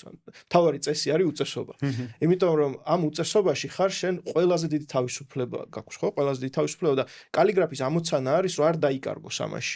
და შენივე კალიგრაფია შენვე უნდა აი წაღარ ვთქვი ბორკილია მეთქი შენ თვითონ უნდა შექმნა ეს შენი თავის შებოჭვა რომ რაღაც ფორმაში მოიყვანო მაგრამ ეს გარედან მოწოდებული არ არის აი ის წრე არ არის აუცილებელი რომ ასეთი წრე იყოს შენ თვითონ უნდა მოიფიქრო როგორი წრე იყოს და მხედრული ზუსტად მე მგონი მართლა ასახავს ქართველი ხალხის ხასიათს შემთხვევითი არ არის მართლა რომ ჩვენ წინათაობის ხელნაწერებს ვერ ვკითხულობთ თუ არ ვისწავლეთ იმათი პერიოდის დამწერლობა და ეს არ არის ბუნებრივი მოვლენა, იმიტომ რომ გადავხედოთ ჩვენს აგერ ყველაზე ახლო მონათესავე ძალიან დიდი სამწერლობა კულტურის ხალხსაც, სომხებს მაგალითად, სომხური დამწერლობა, ისინი ამაყობენ იმით, რომ არ შეცვალეს არაფერი. მართლა ამაყობენ ამით და მართლაც საამაყოა. სომხურ დამწერლობას პირველ სახეს ქვია იარკათაგირ და ნიშნავს რკინის დამწერლობას და ზუსტად ეგ იდეადებს რომ იმდენად მყარია რომ არ ცვლიან არაფერს აცვლიან და პირველ კლასელ სომეხს შეუძლია წაიკითხოს პირველი სომხური წერილობითი ძეგლებიც ჩვენ არ შეგვიძლია მაგრამ ხო ერთითაც შეიძლება იამაყო რომ შენ რაღაც მტკიცედ გახარ შენ როგორც ბრავალი და ამით მე მაგალითად როგორც ქართველი ამით უფრო ავაყოფ რომ ჩვენ არ ვჩერდებით და მომავალში ალბათ ჩვენი მომავალობა შეცვლის ჩვენს დამწერლობას. ხო, რომ არის ეგეთი ალბათობა რომ მომავალშიც შეიძლება აი დრო რო გავა და ჩვენი ცნობიერებაც მე ეს ალბათ ხო საუკუნეობრივი პროცესი არის დღეს და ხოლ არ ხდება ეს თაობები იცვლება და ცნობიერებაც უფრო იზრდება და შემდეგ ხდება ეს და ანუ ქართველებს რახან წარსულში გვაქვს გამოცდილება, ანუ შეგვიძლია ხო რომ ვივარაუდოთ რომ განმეორებადი რა შეიძლება. რთული სავარაუდოა ციფრულ ტექნოლოგიაში დამწერლობის შეცვლა. მე მგონი რაღაც ხო, ეგეც არის, დროც რთული ისეთი ამბავი. არის, ხო. აუ მე არ გეთანხმები, იცი? მართლა არ გეთანხმები, იმიტომ რომ ყოველთვის იცვლებოდა ხელსაწყოები, ყოველთვის იცვლებოდა ხელსაწყო, აი რაღაც სტილუსიდან დაწყებული, მოვედით ბურთულიან პასტამდე. მაგრამ და ხო, რა ვიცი, ციფრულ სამყარომდე, მაგრამ ეს ცვლილებებიც, იარაღების ცვლილებებიც აისახება თავისთავად მე დამწერლობას. ამიტომ ციფრული სამყარო თავის ფორმას იპოვის, რომელიც განსხვავებული იქნება კალმის მონაცემებისაგან და ეგეც ესე. ხო, აუცილებლად შეიცვლება მაგიტო. და ამას რაღაც ტრაგიზმით არ უნდა უყუროთ რა, ზოგი არის ხოლმე რა, ეს შევინარჩუნოთ. ის ნარჩუნდება თავისთავად. უბრალოდ ხო ან ცხოვრება, ხო, ცვლილებები არის და აი რაღაც წინსვლა და ფორმების ცვლა და კალიგრაფიაც რა და ეგაა მაგარი. ნახეთ, ჩვენი კალიგრაფია გამოდის ცოცხალი. სულ იცვლება. შეიძლება რაც ასოები გამოაკლდეს, დაემატოს, ფორმები დაიხვეწოს, ახალი ფონტები შექმნას, მაგრამ ესეც ცოცხალი არის ჩვენსავით. და ეხლა ეგეთი კითხვა მიჩნდება, რომ ნუსხური, მხედრული, ასომთავრული. რამე მნიშვნელობა აქვს გონებისთვის თუ დაკვირვები ხართ რა კალიგრაფიით წერ და კითხულობ, როგორ აღიქვამ ინფორმაციას, ან ინფორმაცია როგორ გადმოეცემა კონკრეტული იეროგლიფით, რომ ღებულობ ამ ინფორმაციას, იმიტომ რომ ეს ხო არის როგორც თქვით, რაც გაუკვდავებული ინფორმაცია, სწორედ დაწერილი, დიდი კანონზომიერებით, ანუ ეს რომ ჩავშალ ძალიან მისტერიული პროცესი გამოდის, ეს არ არის უბრალოდ ასოები ფურცელზე, ხო? მაგას მგონი ორივე ვთქვათ, იმიტომ რომ ორივეს გვაქვს ეგ გამოცდილება ჩემი აზრით, რა. ხო, და რახან ქართულზე მოვედით ახლა და სხვა კულტურებზეც მე ნელ-ნელა კიდე გადავიდეთ, რახან ისეთ რეჟიმში ვართ, მაგრამ რახან ახლა ქართულზე ვარ და საუბარი მაქვს მოგვიყვანა, აი მაინტერესებს ჩვენ შემთხვევაში ეს გარი თუ არ განსხვავება ჩვენი მენტალისტვის უშუალოდ რომელი დამწერლობით ვღებულობთ ან ვწერთ ინფორმაციას, გადავცემთ ინფორმაციას. მე ვიტყვი მაშინ ჯერ რა თქმა უნდა აქვს ძალიან დიდი მნიშვნელობა. რო არ ქონდეს არ შევქმნით. ეს უკვე კარგია. რო არ ქონდეს სამ დამწერლობას არ შევქმნით. ჩვენ მარტო არ ვართ ამ საკითხის სხვათა შორის, აგერ იაპონელებსაც სამი დამწერლობა. მართლა არ ვიცოდი. ხო, ჰირაგანა, კატაკანა და კანჯი, მაგრამ სულ სხვა დატვირთვა აქვს ოღონდ. ჩვენთან როგორ მოხდა ისტორიულმა გამოცდილებამ გამიჯნა ეს სამი დამწერლობა თავიანთი ფუნქციებით და ეს ფუნქციებიც შემთხვევით არ მიანიჭა, იმიტომ რომ აღმოჩნდა რომ ერთი დამწერლობა რაღაც შინაარსის ტექსტს მეტად უხდება და იმ შინაარსის გადმოსაცემად გაცილებით უფრო შესაფერისია და სხვა რამისთვის არა. მაგალითად, ნუსხური, რომელიც არის უფრო კუთხოვანი, უფრო მკაცრი, რო შეხედავ, ესეთი მძიმე და მკაცრი ფორმები აქვს და შეიძლება უფრო მყარი ფორმებიც კი, იმიტომ რომ ნუსხურმა თავის დაბადებიდან განვითარებამდე, აი მარტო ნუსხურის განვითარებას დავაკვირდეთ, ხო? დიდად არ შეიცვალა ფორმები. აი ამ კონსერვატიულობას უფრო მეტად სიმყარეს და სიმძიმეს უფრო მეტად შეუსაბამა ქართულმა ხალხმა სასულიერო ტექსტები. იმიტომ რომ აქ საჭირო იყო შენარჩუნება და ეგ კითხვა სულ მქონდა, აი მეც სტიქაროსალი რო ვიყავი, ანუ ყოველთვის მე დავითნე კითხულობდა ნუსხურად. მეთქი რატო, ანუ როცა ქართულად შეგდა, აი თურმე აქვს მნიშვნელობა, ეს უბრალოდ არ ხდება. უბრალოდ არ ხდება ნამდვილად. და მხედრული გამოიყენეს უფრო მხედრული სხვათა შორის თავდაპირველად საერთოდ არ გამოიყენებოდა წიგნებისთვის. საერთოდ არ გამოიყენებოდა მე-16 საუკუნემდე. აი მანამდე მხედრული მე-11-დან არსებობს რა მხედრული, მაგრამ მთელი თავისი არსებობის განმავლობაში მე-16 საუკუნემდე, აი ამდენი პერიოდის განმავლობაში მხოლოდ და მხოლოდ სიგელ გუჯრებისთვის გამოიყენება რა და რაღაც მინაკაწრი წარწერები კიდე ტაძრის კედლებზე არსებობს მაგალითად იქ ატენის სიონში არის რამე არის რატომაც ქვია მხედრული მხედრული ნიშნავს საეროს მხედარი საერო პირია მხედარი უპირისპირდება ამით ხუცური და მხედრული ეს გამიჯვნა სახელწოდებაშიც ასახულია ანუ საერო დოკუმენტებისთვის გამოიყენებოდა, მაგრამ მოგვიანებით უკვე წიგნების გადაწერას დაიწყეს და ეს წიგნებიც არის მხოლოდ როგორც წესი მხოლოდ საერო. მაგალითად ვეფხისტყაოსანი. და ახლა ვეფხისტყაოსანი იმდენად თავისუფალი ტექსტია თავის შინაარსით და ესე რაღაც დაგაქროლებს აქეთ-იქით. შეუძლებელია რომ ეს მყარი ასოებით მართლა მოახდინო ეს მყარი ასოები და აი ეს ფორმისა და შინაარსის კავშირი როგორც ჩანს შუა საუკუნეებში ძალიან კარგად იყო გააზრებული კალიგრაფების მიერ. შემთხვევითი ნამდვილად არ არის რომ ვეფხისტყაოსნისთვის მხედრული შეარჩიეს ეს ცალსახად ჯერა მე ამის. ისევე როგორც ასომთავრული თავისი ფორმებით რაღაც უფრო მეტად ტაძრის კედლებზე დიდი წარწერებისთვის გამოიყენება, რომელიც მოკლე ფრაზებია ძირითადად და გადმოსცემს ესეთ მყარ მოკლე მესიჯებს, რომელიც შორიდანვე უნდა აღიქვა და ამიტომ არის დიდი ზომის, ხო? ფორმა და შინაარსი ყოველთვის თანხმდრაში იყო შუა საუკუნეებში, მაგრამ თანამედროვე კალიგრაფიამ ეს მე მგონია რომ ძალიან ლოგიკურ გაგრძელებამდე მიიყვანა, რომ არა მხოლოდ რაღაც კონტექსტი, აი მაგალითად კონტექსტი დავარქვათ ამას სასულიერო და საერო სფერო, ხო? არა მხოლოდ სფერო, არამედ თავად ტექსტი მიუხედავად იმისა, რომ ეს სფეროშია, თავადაც გაძლევს იმპულსს თუ როგორი ასო მოუხდება მას. აი თითქოს გელო რა თქმა უნდა, შეუძლებელია შენ ძალიან გიყვარდეს ლიტერატურა მაგალითად და ვერ ხედავდე მათ არა შეუძლებელი ალბათ არ არის, მაგრამ თუ ხელოვანი ხარ, განსაკუთრებით სახვითი ხელოვანი, ყოველთვის რაღაც ვიზუალები შენს გონებაში ტრიალებს. და მაგალითად, რა ვიცი, გალაქტიონის ტექსტი და შოთა რუსთაველის ტექსტი, რომელიც ხო გასაგებია ერთი ძირიდან არის შეიძლება რაღაც ქართულიდან, მაგრამ საერთოდაც არ არის ერთგვაროვანი ჩემს აღქმაში. საერთოდ სხვადასხვა ემოციას და გრძნობას იწვევს, ან დამოკიდებულებას და ჩემი როგორც კალიგრაფის ამოცანა ამ შემთხვევაში ხდება ინტერპრეტაცია ამ ტექსტის გააზრება ჩემებურად და შემდეგ ამ გრძნობის თუ დამოკიდებულების გადმოტანა ფორმაში.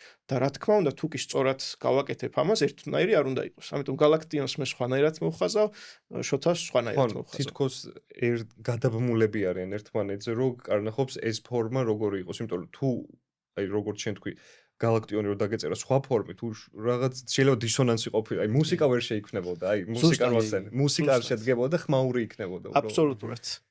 მუსიკა ნამდვილად არ იქნება. ხო, სწორი რიტმი, სწორი ჰარმონია უნდა შესაბამო შინაარსს. შენც კითხავ ამაზე ას, იმიტომ რომ გინდოდა რომ გეთქვა და მე რა უკვე მუსიკაზე და რიტმის კენაც რო დავით ისე კარგად თქვა, ეგრევე გამახსენდა დავითის გალაქტიონის ლექსები რაც აქვს გადაწერილი და იქ იგრძნობა ეს ხასიათი რა, რაღაც ცეცხლოვანი და ძალიან ექსპრესიული არის ეს რა და ჩემი აზრით ხელოვანი თუ ხარ და თუ იაზრებ ამ ნამუშევრის რაღაც ემოციურად უნდა მოგხვდეს გულზე რა, უნდა იგრძნო პირველ რიგში რაღაცნაირად და ამოცანას არ დავარქმევ. რაღაცა იგრძნობაში რაღაცა გაატარო და მე შენმა ხელმა გააკეთოს ეს ყველაფერი, რაღაც თავისუფლება უნდა მიცე მაგას და ძალიან კაი შედარება რუსთაველის და გალაქტიონის, იმიტომ რომ ხასიათობრივად სხვადასხვაა და არ შეიძლება რაღაც ერთი კალიგრაფიით დაიწეროს მოკლედ. ხო, რაღაც როგორც აი მაგალითად ის რახან მუსიკა ვახსენეთ, მე მქონია ეგ შემთხვევა, რომ გამომიშვია ალბომი და დიზაინერი ვინც იყო იმ ლეიბლის სადაც უშვებდი, ისეთი ყდა მომცა, რომ ანუ აი სრულში ანუ მუსიკას ბავშვი მეთქი ეს რა შუაში არის, რაღაც აი იგივე მგონია დაახლოებით კალიგრაფიაზე, იმიტომ რომ ძალიან დიდი მნიშვნელობა აქვს, რა თქმა უნდა, აზრი, აი თითქოს აი ძალიან ფრაქტალური გამოდის, თვითონ აზრი რაც წერია, შემდეგ ფორმა რაც არის, შემდეგ უკვე რო კითხულობ რა გამოცდილება გაქვს, რაზე არის დაწერილი, მაგასაც მგონია რომ მნიშვნელობა აქვს, როგორ ეხები ამას. ახსენ შენ კიდე რომ ზოგი ტექსტი სუნთქავდაო. მეც მქონია ზოგ წიგნს რო კითხულობ, აი რაღაც, ანუ მაინტერესებს, მაგრამ იმდენად რაღაცნაირად არის დაკაბადონებული თუ ის რაღაც, რომ აი ვერ ვღებ, ანუ ვიცი რომ ძალიან მნიშვნელოვანი ინფორმაციაა, მაგრამ გამოცდილება არ არის თითქოს სასიამოვნო და მგონია პირიქით რომ არის. აი შედგა კავშირი, მუსიკა შეიქმნა და ნუ აი ეგ იძლევა სწორედ ალბათ აი უკვე ხელოვნება რაც თქვით, აი რაღაც აღმაფრენის შეგრძნებას, რომ აი ვაუ, აი რა მაგარი გამოცდილება არის. რა თითქოს ღვთიურს ეხები მაგით. ემთხოვა ეგ რაღაცები. ხო. და აი ეხა წერის პროცესში რო გადავიდეთ და რახან მუსიკაც გაჟღერდა, აი რიტმს, ჰარმონიას, თვითონ კალიგრაფსაც, აი სიტყვაზე როგორი შინაგანი მდგომარეობა აქ იმ მომენტში გაბრაზებულია, სიყვარულით არისავს, ნეიტრალურად არის, ანუ ნაწერზე აისახება ეს? ცხადია, რა თქმა უნდა.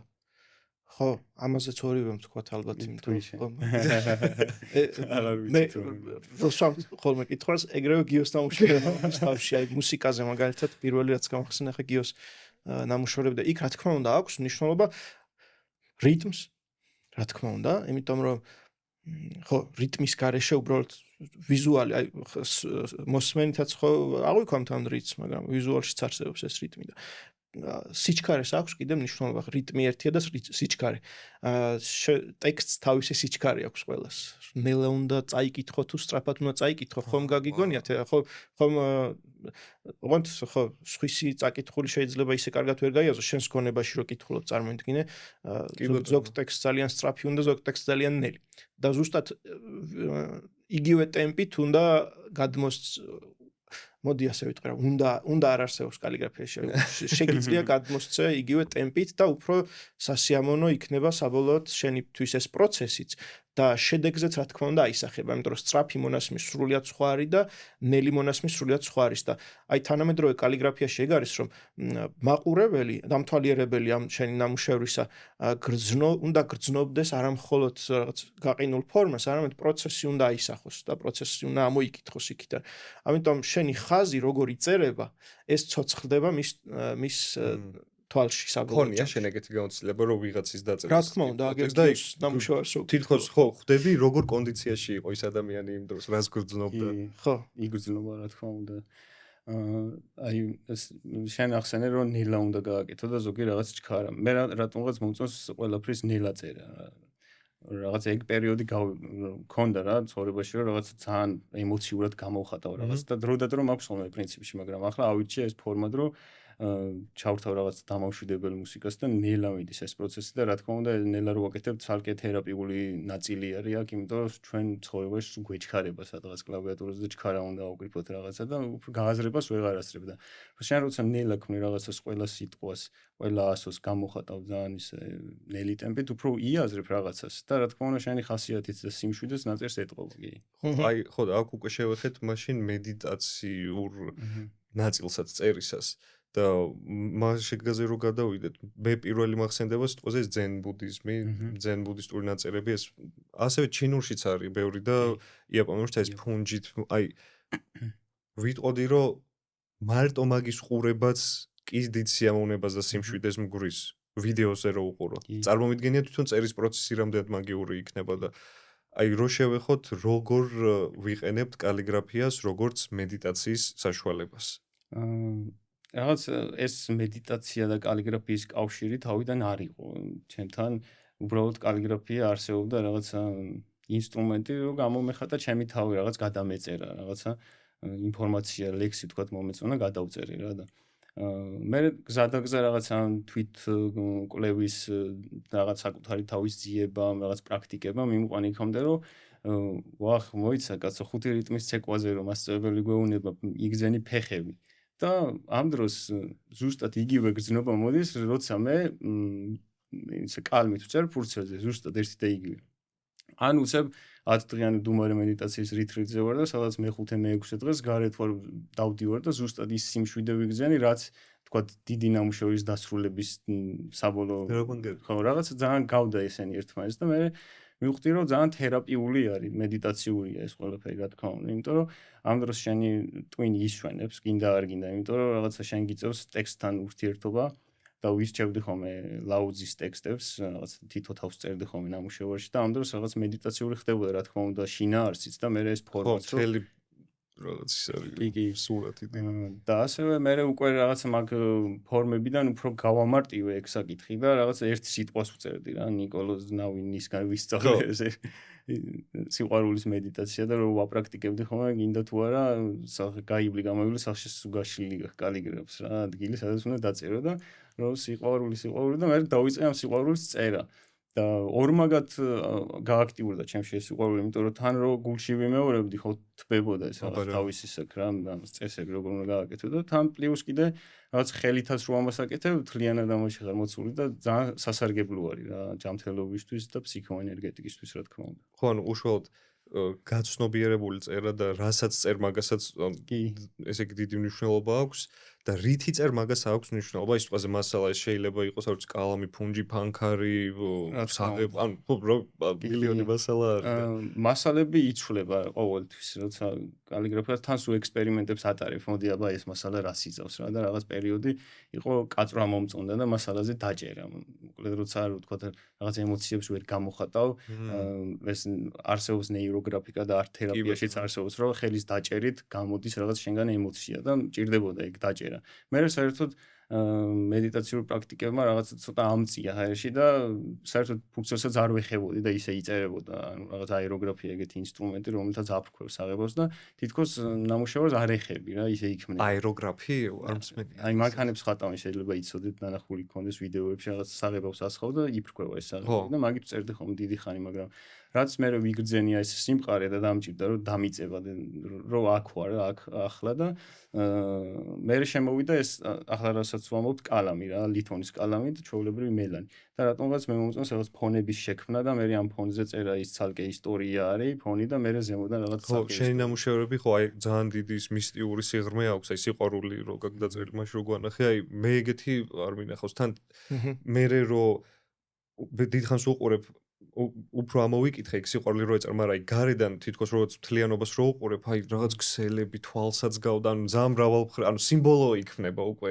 ერთი სიტყვისგან ქმნი თითქოს დიდ სიმბოლოს აი როგორც შუმერებთან იყო ოღონდ იქ თითქოს ეს იცოდნენ რომ ამას ნიშნავს მაგრამ აქ სხვადასხვა ინგლისურ სიტყვას ვიხარ ლეიერები არის რომ ჩადიხარ და მაგას აღმოაჩენ ფერებითაც და ხო და ფერსაც ალბათ დიდი მნიშვნელობა ყველა ვიბრაციის გამო ანუ ხო აი ხასიათზეა ფერი ფოტოშოპის რაღაც როგორ ხასიათზეც ხარ შეიძლება ისეთი მელნით დაწერო რავი დავით შენც მაგაზე თქვი ხო მე სხვათა შორის მე თვითონ ფორმასზე უფრო აკეთებ ხოლმე აქცენტს ვიდრე ფერზე მაგრამ სამაგიეროდ მე ხო მარტო კალიგრაფია არ ვარ მე დამთვალიერებელიც ვარ სხვა ნამუშევრების და აი გიოს ნამუშევრებზე უნდა ვთქვა რომ გიო მე ხარ პროცესიც აღწერა არის თავისი შემოქმედებითი პროცესი რომელიც მისთვის მედიტაციურია ცხადია და ვინც კი კალიგრაფიული გამოცდილებით არის ყველას უგრძნია ეგ ყველას უგრძნია ალბათ ვინც ამ საქმეში გულით არის და ნაღდია მაგრამ ისიც უნდა ითქვას რომ თავად ნამუშევრიდანაც მოდის ეგ ენერგია მე შენ რომ ამ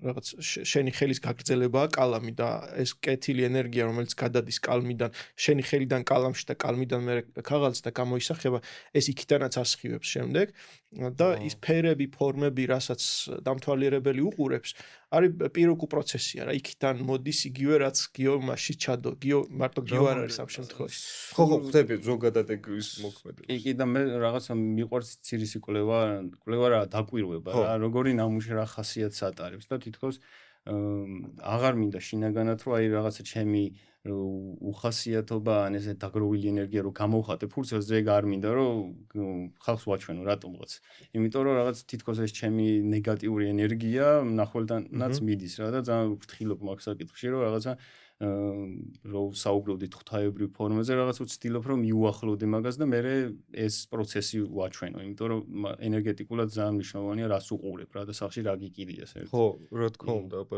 მაგაზე სხვათა შორის ეხა ამას წინათ უსმენდი ეგეთი კაცი არ ვიცი თუ იცით კევინ ტრუდო შემთხვევით აღმოაჩინა ეხა ცოტა ხნის წინ არ ვიცი ცოტა ისე ვარ ჯერ მე ცოტა ეჭვის თვალით ვუყურებ მაგრამ საინტერესო რაღაცა რაც თქვა ორი რაღაც და ერთი ახსენე ეხლა შენ სილამაზე რომ რაღაც ეპიზოდი ქონდა რომ აი ვინც არიან ძალიან წარმატებული ხალხი რა არის მათ საიდუმლო და ერთ-ერთი რაც თქვა არის რომ ისინი აგროვებენ სილამაზის ნივთებს რომ სახში უდგათ ეს შეიძლება იყოს მანქანების კოლექცია ვაზების კოლექცია ფერწერა ან კალიგრაფია რომ ის სულ არიან აი ამ ჰარმონიულ სილამაზეში რაც ობიექტური სილამაზე არის ყველა თან ხვდება რომ ეს ლამაზი არის არ ჭირდება ამას აღქმა და მეორე ეს იყო და ხო ეგ საინტერესო არის შენც რო თქვი რომ აი მნიშვნელოვანია რა გიკიდია იმიტომ რომ ის ასხივებს კიდე თუ არა შენ ინფორმაციულ ველზე აქვს გავლენა და მეორე არის უშუალო წერის პროცესთან მანიფესტაციაზე ეგეთი რაღაც თქვა რომ ძალიან მნიშვნელოვანი არის როდესაც გინდა რომ რაღაცა და მანიფესტირო ან ხო არის რომ წერენ შენი რა წლის მიზნები რა გინდა ქნა რომ ლურჯი მელნით დაწერო თეთრ ფურცელზეო და ამაზე ანუ არ ვიცი თქვენ ხართ კალიგრაფები და აბა რას ფიქრობთ? ანუ რა მნიშვნელობა, ანუ შავით რო დაწეროთ, არ ეკდება ძალა, ფანქრით რო დაწერო, აი რატო ძალიან დააკონკრეტა. არა, ხო, ფანებს. ისე დააკონკრეტა, რომ მაინც და მაინც ლურჯი მელანი უნდა იყოსო თეთრ ფურცელზეო. მე მაინც მგონია რომ მე არ ვიცნობ ამ პიროვნებას, მაგრამ მე მაინც მგონია რომ ეს მისი პირადი ხო პირადი არჩევანი არის რომ ლურჯში ის რაღაც უკეთ გამოხატავს ალბათ თავს თუ რაღაცას უკეთ გრძნობს, თუმცა ფერს რაც შეეხება მე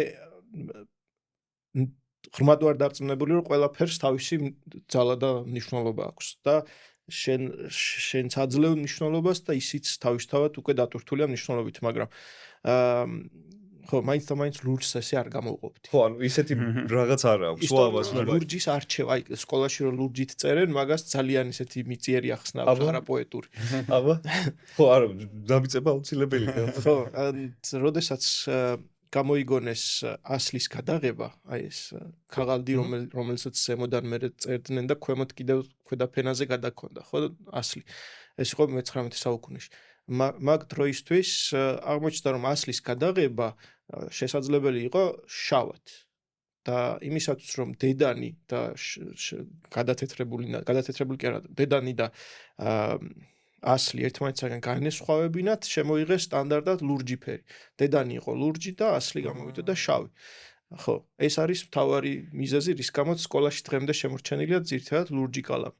და მეორე ახსნა ის აქვს, რომ ხო, აი შეიძლება კავშირი ქონდეს იმასთან რაც წეგავ თქვით, ლურჯი უფრო მშვიდი ტონალობაა ზოგადად და შედარებით უფრო მშვიდად კითხულობს თვალი ვიდრე შავი. შავი ცოტა ოდნა უფრო მეტად აგრესიული ფერია. ძალიანაც არა, მაგრამ არა, ვიბრაციულ დონეზეც ლურჯს უფრო მაღალ ანუ ყველაზე მაღალ ვიბრაციული ფერი რაც ვიცით არის ის ფერი და ანუ ლურჯი ყველაზე დაბალი არის წითელი და შავი მგონი არც საერთოდ მე პირადად შავი მიყვარს ისე. შავი ძალიან მიყვარს კალიგრაფიაში. ოღონდ მე რატომ მიყვარს გეტყვით, ჩემთვის ფორმა არის პირველი და არა ფერი. ეს ოღონდ მე როცა ვქმნი მაგას გულისხმობ და არა სხვის ნამუშევარში, სხვის ნამუშევარში ძალიან ვაფასებ და ხვდები კიდევაც რატომ შეირჩა ან რა ძალის მქონია ფერი, მაგრამ მე რადგან ფორმაზე უფრო მუშაობ, აქ მირჩევნია რომ ფერმა აღარ შემოიტანოს დამატებითი კონტექსტი. ხო, მარტივად ანუ შავ თეთრზე მუშაობ. მე ვწერ ან შავზე თეთრად, ან თეთრზე შავად ძირითადად. და როგორ ტექნიკას ანუ შენი საყვარელი ესე ვთქვათ, აი რამე გაქვს სტილი, რითიც გიყვარს მუშაობა ან წერა თუ აი გააჩნია რას წერ და პროცესი ცხადია, მაგრამ აი ესე ვთქვათ, შენი ხელწერა როგორ გამოკვეთე ამაში? ვერ ვიტყვი, იმიტომ რომ ისევე როგორც ყველა კალიგრაფს ალბათ ვინც ამ პროფესიაში დიდი ხანი არის, აქვს ნაცადი აურაცხელი მეთოდი და ტექნიკა. მეც ასევე და იარაღი და მასალა. მეც ასევე ძალიან ბევრი მაქვს ნაცადი და სხვათა შორის ვერ ვიტყვი რომ რომელიმე მათგანი არის უფრო მეტად ჩემთვის ახლობელი და არა არის რა თქმა უნდა. მაგალითად ქაღალდი არის ჩემთვის პირველი მასალა რომელიც ყველაფერს მირჩევნია ქაღალდი. გულისხმობ მაგალითად მე ტილოზეც მიცდია, მაგრამ ტილო ჩემთვის არ აღმოჩნდა ის რაც მომცემდა შესაბამის სხვა შეგრძნებას იძლევა. აბსოლუტურად სულ სხვა არის. აი ქაღალდი რაღაცნაირად ჩემთვის უფრო ბუნებრივი მასალა არის და ხელოვნურად არ შემოდის კალიგრაფიის ხელში და ეს სინამდვილე ძალიან მნიშვნელოვანია რა. ტილო მაინც იმიტაციაა ქაღალდის, რაც არ უნდა. ჩემთვის ასე არის. ტილო შეიძლება ფერწერაში ძალიანაც ბუნებრივი და ნამდვილი იყოს, მაგრამ კალიგრაფიაში არა. კალიგრაფიაში არა. აი თიხაა ძალიან საინტერესო, იმიტომ რომ თიხაც ისტორიული გამოცდილებით კალიგრაფიის ნაწილია. თიხაზე წერა, ხო? ამით დავიწყეთ და მე არ ვიცი, შეიძლება ყველა ასე არ არის, მაგრამ მე მართლა გრძნობ ხოლმე, როცა ხელში მიჭირავს თიხა, სულ სხვა ემოცია მოაქვს ამას. მართლა რაღაც კავშირი მყარდება შენსა და ენმერქარს შორის, ვინც შექმნა ეს ამწერლად. ესეთი აი მაგალითად მაშინ რო ვთქვით, რომ აი როგორი შრიფტი ფონტი არა, მაგრამ ანუ რა ენითაც დაწერილ ტექსტს კითხულობ, რაღაც კონკრეტული ზეგავლენა აქვს და ეს ტექსტი კონკრეტული სიტყვა სასულიერო ამითი იწერება ესე. და აი თქვენც თუ ქონიათ გამოცდილება და ალბათ ეგეც არის, რომ აი თიხაზე წერა რო ახსენე, რომ ეს ხო ჩვენი რაღაც ძალიან დავიწყებული გენეტიკური კოდის ნაწილიც, აი თითქოს ანუ აქვს ძალა, რომ აი გააღვიძოს რაღაც ისე წარსული მოგონებები ან შეგრძნებები, აი რაღაც ძალიან ძველთან და არქაულთან გაბრუნებს თითქოს არა? ნამდვილად. აი გრძნობ შეგრძნების დონეზეც კი. მაგრამ მეცნიერულადაც კი შეიძლება აი გაიხსნას. ჩვენ ქართველები მე მყავს ხოლმე ქართველი მოსწავლეებიც და მყავს უცხოელი მოსწავლეებიც და რო აკვირდები მათი ხელწერა სხვადასხვანაირი არის რა გაგებით ერთს რაღაც ფორმა უკეთ გამოსდის მეორეს რაღაც ფორმა უკეთ გამოსდის და ეს კოლექტიურადაც კი შეიძლება გავიაზრო ანუ უცხოელები მაგალითად უფრო კუთხოვან ფორმებზე არიან მიჩვეული ქართველები უფრო მეტად წრიულ ფორმებზე და ეს ბუნებრივია მაგრამ ჩვენ არ უნდა დაგვავიწყოს რომ აი ეს ხელის კუნთის მეხსიერება რაც ჩვენ გვაქვს ჩვენი ბავშვობიდან არის განვითარებული, ხო? რაღაც სკოლაში რომ გვასწავლეს ის ფორმები თითქოს რადგან ხშირად ბევრჯერ გამოვიყვანეს, უკვე კუნთის მეხსიერებაში გადაიზარდა. მაგრამ არ უნდა დაგვავიწყდეს, რომ ჩვენ არ ვიბადებით цаრიელი. ჩვენი წინა თაობების გამოცდილება გენეტიკურად აისახება ჩვენზე. ამიტომ ფარნავაზიდან დაწყებული ყველას გამოცდილება არის ჩვენს ხელში, ქართველების ხელში კონცენტრირებული. ამიტომ ჩვენ ამას რაც გახსნა უნდა, ხო? ეს კონცენტრირებული კი არის, მაგრამ გახსნა გამოყენებაც უნდა. კი ბატონო. და ხო, და აი თუ ძალიან სიღრმეში ჩახვალ და დააკვირდები, მაგას მართლა გრძნობ, რომ შენი ხელის უკან ამდენი წარსულია და იმ ფარნავაზის უკან ის ენმერკარიც არის. ხო, და იმ უკან წარუღლამდელი რაღაც კი. სიგიები და თქვენ ქონიათ გამოცდილება რამე ესეთი მისტიური წერის დროს. ნუ გიო შენ მედიტაციური რო ახსენე და საოცარი არის და ერთსული ვაქვს ჩვენთანაც რო გავუწევ და ვორქშოპს რო გავაკეთებთ, მაგრამ აი რაღაც უფრო ეგეთი აი ძირძველ რაღაცას რო გახსენებს, ან არ ვიცი მე სიზმარ ხილვასავით გემართება, ან ხო რამე აი მისტიურის ქონია მაინც თლად ეგეთი მისტიკაც არა, მაინც აქ ხარ რა და როცა კალამთან გაქვს შეხება, გინდა არ გინდა გიწევს ყოფნა აქ და ლურჯფერზე გამახსენდა რომ მე სხვათა შორის ვიყენებ ლურჯფერს უმეტესად ნამუშევრებში და ერთხელ ფიქრობდი რატო ხდება მეთქი რა და მე გამახსენდა რომ ბავშვობაში მე სიზრუება და სულ ლურჯი სიზრუები და იისფერი სიზრუები. და მე რაღაცნაირად ჩემი საყვარელი ლურჯი. კი, ძალიან მიყვარს და მე რაღაცა მაგის ხატვაც დავიწყე რაღაც ჩემი სიზრუების ხატვას და იცი რა არის ლურჯ ფონს როცა აკეთებ, მე ფონზე მაქვს გამოცდილება, რაღაცა ლურჯ ფონი არ არის ბრტყელი, რაღაცა გიზიდო შიგნით შედიხარ თითქოს. ხო, სხვა სიღრმეა, აი ზღვასავით ღრმა არის და. რაღაცა აი თავით ეშვები ამ ლურჯში და მე რაღაც მომწონს რომ აი თავით გადაშვებულ რაღაცაზე მე ვახვედრებ ამ კალიგრაფიას. ორი იდეა არის რა თქმა უნდა, მაგრამ ეს შეიძლება 3D-თაც აქციო რა, ეს უკვე ტექნიკური ამბავია, როგორ შეხედავს ნამუშევარი, რომ გიზიდავდეს და შიგნით მიყავდე რა და რაღაცა მისტიკური რაღაცა ხილვა ის არ ხო, უფრო დამიწებულად აქ ვარ, წერ და გააზრებული მატრასაც ვაკეთებ. მაგრამ კალიგრაფია ამ გაგებით ამვითარებს ალბათ მოთმინებას, ყურადღებას, კიდე აი რისთვის შეიძლება იყოს, აი ნუ ჩემი აზრით ეს ყველაფერი უზომოდ საინტერესო არის და ყურადღება მისაქცევი, მაგრამ აი კონკრეტულ ეს თვისებები კიდე რო გამოვყოთ წერის დროს, რაც შეიძლება ადამიანმა მიიღოს სარგებელი, რომ ერთი არის რომ აქ ახლა ხარ, არსად არ გეჩქარება, ყურადღებით ხარ, კონცენტრირებული ხარ და აი რა საჩუქრებს იძლევა კიდე ესე ვთქვათ. ხო, პრინციპში კარგი შეჯამება იყო. ყურადღების კონცენტრაცია ნებისყოფა სამუშაოებში ძალიან ხო ეგ მართალია. ნებისყოფა დეტალებზე დაკვირვების უნარი ალბათ რაღაც დაწვრილმანება და ამავე დროს არა აი რაღაც შორიდანაც რომ დაინახო და ახლოდანაც ეგ უნარი მართლა ჭირდება კალიგრაფს და მაგასაც ავითარებს რომ წვირმანსაც აკვირდები და ერთიან კომპოზიციასაც აკვირდები და მაგითიც ალბათ მნიშვნელოვანი რაღაც მოტორიკაზეც მუშაობს ეგ ამბავი. მოტორიკაზეც კი არა ერთ-ერთი პირველი ხო და კიდე იცი რას დავაკვირდი, აი ტაიჩიში არის მაგალითად დგომა, შენ დგახარ მიწასა და ცას შორის რა და რაღაც აი ბალანსი უნდა დაიჯირო, თითქოს თავზე გვირგვინი გადგას და ცას ეხები რა ამ გვირგვინის. ის ალქიმიური პროცესი არის. ხო, რაღაცა და ეგ პოზა უკვე იმდანაც საინტერესოა, ზუსტად იგივე არის კალიგრაფიაში, იმიტომ შენ რო კალამს იღებ მელნით, ანუ ძალიან აი რაღაც ბეწვის ხიდზე უნდა გაიარო რა, სანამ ფურცელს შეეხები. შეიძლება ერთი დაადო ფურცელზე და გაიჟენითოს ყველაფერი რა და უნდა იცოდე რაღაცა აი მოზომვა ყველაფერს. მე როგორ უნდა დააწვე კალამს რა სიმძლავრით, იმიტომ რომ ყველა დაწოლა ზრდის კალმის სისქეს და შეიძლება ძალიან თუ დააწვევი კალამი გადეხო საერთოდ და რაღაცა ის ბალანსსაც გინარჩუნებს ცხოვრებაში რა შეიძლება 15 წუთი დაწერო მოწყდე ამ სამყაროს ტელეფონი გვერდით გადადო და გამოხვიდე რაღაცა ღრმა მედიტაციური მდგომარეობა რა ძალიან მაგარი საშუალება და რა საოცარია ცხოვრება რომ აი რაზეც ვსაუბრობთ ეხა ეს აი ტაძართ მშენებლობაშიც თითქოს აი იგივე პრინციპები არის აი გოთიკური ტაძრები როგორი აი დეტალები და აი თითქოს აი ეგ არის 3D კალიგრაფია რაღაცა ერთი სიტყვა აშენეს სასწაულ ტაძრად და რომ შედიხარ იქ რაღაც ეს ენერგეტიკა დგას. აი მე მყოფილვარ გოთიკურ ტაძრებში და იმართ ცრემლებამდე ვყოფილვარ რომ გძნობ აი ამ ყველაფერს და ეს ხო არის რაღაც რომ შენ გადაცემის უნარი გაქვს იმ რაღაც აი დავით შენ რო ახსენე რომ აი შენგან გამოდისო ხელიდანო თითქოს მელნის საშუალებით და რაც იმპრინტი ხდება ამაზე.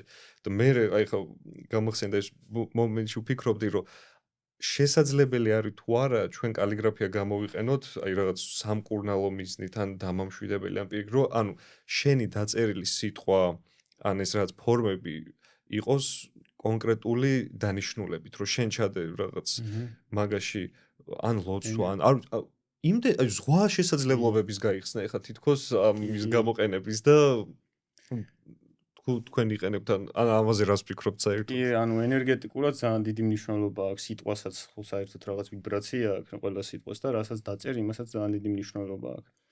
და როგორ გამოსახავ, მაგასაც მნიშვნელობა აქვს. ნებისყოფა მაგაში გეხმარება, რომ თავიდან შეიძლება ეგ ფორმა არ იყოს იდეალური, მაგრამ ნელ-ნელა მაგ ვარჯიშით მიდიხარ იდეალურამდე და მე იდეალურად რო დაწერ, რაღაცა თვით ისიც გაქვს мотиваცია, რომ კიდეზე რო გააკრავ შენ ამუშავებს, რაღაც ისეთი გრძნობა გაქვს, რომ აი რაღაცა კმაყოფილი შეგრძნება გაქვს, რომ რაღაცა შექმენი დღეს და უბრალოდ არ გაიარა ამ დღემ რა და კი ენერგეტიკულად ძალიან დიდი დანიშნულება აქვს კალიგრაფიას. მკურნალობა შეიძლება. ჩვენ კიდე რაღაცა ვიკვლევთ მაგას ახლა რაზეც ახლა საუბრობთ, რაღაცა არა დიდი ხნის შედეგი. ხო, მე მგონია რომ ამას ბევრად დიდი პოტენციალი აქვს. კი, მომავალი აქვს ამ ყველაფერს. და თითქოს აი რაღაც მე მიყვარს აი ცოტა შეთქმულების თეორიები წარსულ ცივილიზაციებზე და ბაყურებელს ვსეულსაც ვთხოვ, რასაც ვიტყვი არ მიიღოს როგორც ისეთი გონების გასართობი. აი ატლანტიდაზე მაგალითად იძახიან, რომ იქ როგორი დამწერლობაც იყო, ან ძველ ცივილიზაციებზე, ან მაგიური იყო, ის უკვე ისეთი ფორმით ეწერა და ისე იყო დაწერილიო, რომ ის ნივთი, რაზეც იყო დაწერილი, უკვე მაგიურ იმას ატარებდაო. რაღაც დანიშნულებას, ხო და თითქოს აი ხა ხელ რაზეც ვსაუბრობთ, ყველაფერი ახალი ხო ის არის, რომ დავიწყებული ძველია. აი რაღაც ის გახსენებებამდე მივდივართ ისევ თითქოს, იმიტომ რომ ეს სასწაული პროცესი არის, მაგრამ მე არ წარმოვიდგინე ეგეთი სიღრმეები თუ იყო კალიგრაფიაში. თქვენგან გავიგე პირველად რომ მოხვედით ჩვენთან. მანამდე უბრალოდ აი რომ გულშიც რო ჩაწერო კალიგრაფია, ამგონი ლამაზი წერა მორჩა. ხო, ამის იქით თითქოს აღია ხო. ხო, სხვათა შორის კალიგრაფია აი ეს მაგიურობა კალიგრაფიას ბევრ კულტურაში ქონდა და დღესაც პრინციპში შეიძლება აქვს კიდევაც. აი რუნები მაგალითად მთლიანად მაგიური დამწერლობა აი არის. ძალიან მაგრა გაიხსენე და რუნები ფუთარკი ქვია სხვათა შორის რუნების ანბანს. ფუთარკი. იმიტომ რომ ესე იწყება პირველი ასო არის F, მერე U და ასე შემდეგ. და იქ ითვლება რომ სკანდინავური მითოლოგიაში ითვლებოდა რომ თითოეულ რუნს აქვს თავისი ძალა, თავისი რაღაც მაგიური სიმბოლო ეს და მნიშვნელობა აქვს, რომელსაც კურნების მნიშვნელობა აქვს. მითიც არსებობს ასეთი, როგორ შეიქმნა რუნები. ოდინი რომელიც ცდილობდა რომ სიბრძნე მოეპოვებინა, მიხვდა რომ სიბრძნის მოპოვებას სჭირდება გმირობა და თავგანწირო. და ადგადა თავისი თავი მსხვერპლად შესწირა თავისივე თავს. ესეთი უცნაური ფაქტია. და განიგმირა თავი და ხეზე იგდრა სილი, რომელიც სამყაროს ხე დაეკიდა თავდაღირა. მკვდარი ფაქტიურად, მაგრამ ეს სული მისი მაინც განაგრძობდა არსებობას და მოკლედ აი ამ მდგომარეობაში იგი იხსნა რამდენიმე დღის შემდეგ მას ხილვაში გამოეცხადა რუნები და აი ამ რუნების ძალამ გადაარჩინა და დააბრუნა სიცოცხლეში. და ამის გააზრება ბევრნაირად შეიძლება მითოლოგია ზოგადად ისეთია რომ ბევრი ფენა აქვს და ბევრნაირად შეიძლება, მაგრამ ხო აქაც ჩანს რომ აი რუნებს აღიქვამენ როგორც ღვთაებრივი ძალის მქონე მაგიურ სიმბოლოებს, რომლებსაც აქვთ ძალა. და ეს რა თქმა უნდა ხა მითოლოგიაა, მაგრამ მართლა აქვს ძალა. როგორც სიტყვას აქვს ძალა, სიტყვა რომ ძალმოსილი არის, ამაზე მე მგონი რა ვიცი ჩვენი თქმა არც არის საჭირო ეს საუბრია და ეს სიტყვების აგებულების საწყის ფორმებსაც რა თქმა უნდა აქვთ ეს ძალა. ასოებს. რუნების მსგავსი კიდე აი მაინტერესებს ქართული კულტურა ხო საოცარი არის და ესე ჩვენებური რუნები არის გარკვეულწილად რაღაცეები, მაგრამ აი თქვენ თუ გაქვთ რამე კიდე თქვენი საყვარელი კულტურა და დამწერლობა და კალიგრაფია რაც გიზიდავთ ან თუნდაც აი ესე ოდინზე რო თქვი მე არ ვიცოდი ეს იდეა იმის და მიუხედავად რომ ძალიან მიყვარს აი სკანდინავიური ეს რაც მითოლოგია და ეპოსი და რუნები ბევრი არ ვიცი მაინც მაგაზე რა და გაუქვთ რამე იაპონიაში არის ეგეთი კალიგრაფიის მიმდინარეობა, შოდოს ეძახიან, ტრადიციულია. სამურავები იყენებდნენ სხვათა შორის შოდოს კალიგრაფიას, სანამ რაღაც გონების დამშვიდებისთვის და კონცენტრაციის. ანუ იქ არის შენ გაქვს ერთიც და მით უმეტეს იაპონელები ფუნჯით წერდნენ და რაღაც ერთი მონასმში უკვე ანუ უნდა დაამთავრო, დაიწყო დაამთავრო და აღარ ხო, როგორც მებრძოლი რო ერთი ხმალის, იმით უნდა შენი ოპონენტი დაამარცხო. ყველა მოძრაობას აქ რაღაც დიდი მნიშვნელობა და ოსტატი უნდა იყო ეგ რო გააკეთო. და იაპონურზე შენახსენი დავით კიდე მანდაც რო სხვადასხვანაირად შეიცვალა და მაგაზეც რო ჩავშალოთ, იმიტომ რომ მაინტერესებს სამი დამწერლობა აქვს დღეს, მაგრამ ისტორიულად იაპონელებმა ჩინური იეროგლიფები აიღეს.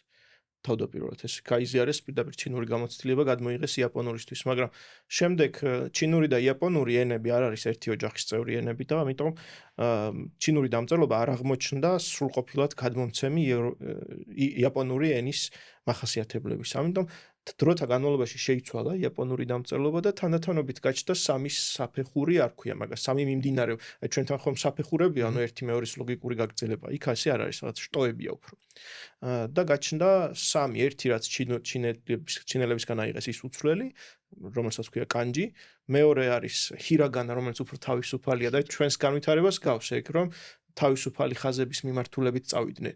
და მესამე, ესეც საჭიროა, მესამე ეს არის გეომეტრიული. ანუ მართლა გავს, ეხლა გავიაზროთ, რაკამდე არ მესამე არის გეომეტრიული კატაკანა, რომელიც უფრო მკაცრი ფორმებით ხასიათდება. და ხო, ამას სხვადასხვა ტექსტებისთვის იყენებდნენ ისტორიულად ერთ ხელნაწერში სამივე ნაკლებად გვხდებოდა, მაგრამ შემდგომში უკვე თანამედროვე პერიოდში იაპონელებმა გადაწყვიტეს, რომ სამივე უნდა გამოიყენონ, არ უნდა გადააგდონ ერთი მეორე და მხოლოდ ერთი დაიტოვონ, არამედ სამივე გამოიყენონ, ამიტომ ფუნქცია მიანიჭეს. კანჯი ეს არის ძირითადი სიტყვების რაღაც ფუძეების გადმოსაცემად, ჰირაგანა არის გრამატიკული ნიშნებისთვის და კატაკანა არის უცხოურიდან ნასესხები სიტყვებისთვის. ან დაახლოებით ჩვენ მაგალითზე არიან ჩვენც როგორც სასულიერო ტექსტებს მივანიჭეთ ნუსხური, ხო? ნუსხური. ხო, ნუსხური და ესე საით და ინდური და ტიბეტური და უფრო აი ეგ ჰიმალაიური ოჯახის კალიგრაფიაზე მე საინტერესო დაკვირვება. მაგაზე სხვათა შორის ეს სიღრმეებში არ ვარ გაცნობიერებული, მაგრამ რაღაცები ვიცი. ინდური დამწერლობების ოჯახი, აი სხვათა შორის რომ ამბობენ ხოლმე 14 დამწერლობა მსოფლიოში, ეგ არის ერთი უზარმაზარი მითი, ოღონდ ცუდი გაგებით მითი, მოსაკლავი მითი. აბა რამდენია მოუკლათ ეგ? ბევრია, ძალიან ვერც დაითვლი დღეს მოქმედი დამწერლობებიც რო დაითვალო, მხოლოდ და არ მიათვალო ეგვიპტური და შუმერული, რომელიც აღარ არის მოქმედი. გამოვა 100-ზე მეტი, მაგრამ თუ მიათვლი შეიძლება ახვიდე 500-მდეც.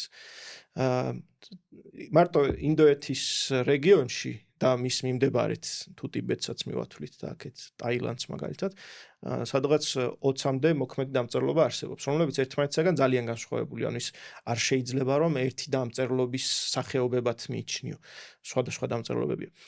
და ყველა მათგანი მომდინარეობს ბრაჰმული დამწერლობიდან, რომელიც არის თავის მხრივ სავარაუდოდ ნასესხები უნდა იყოს იდეა და არა ფორმები, წერის იდეა უნდა იყოს ნასესხები არამეულიდან, ძალიან ადრეულ პერიოდში.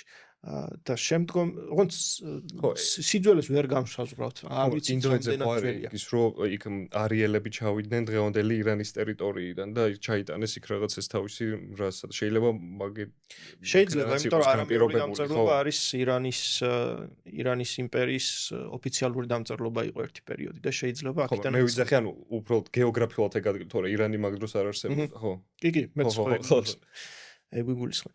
ესე იგი, ხო, ეს ტიბეტური დამწერლობაც არის ერთგვარი სინთეზი, უფრო მეტად ინდურისკენ არის, მაგრამ ერთგვარი სინთეზია ფორმათა თვალსაზრისით ჩინურისა და ინდურისა. და გეოგრაფიულადაც ლოგიკური პრინციპში და კულტურულადაც. და ეხლა რაღაცა ესეთი მრავალკულტურული სურათი შეიქმნა და თან თქვენც ხელოვანი ხალხი ხართ, კალიგრაფები.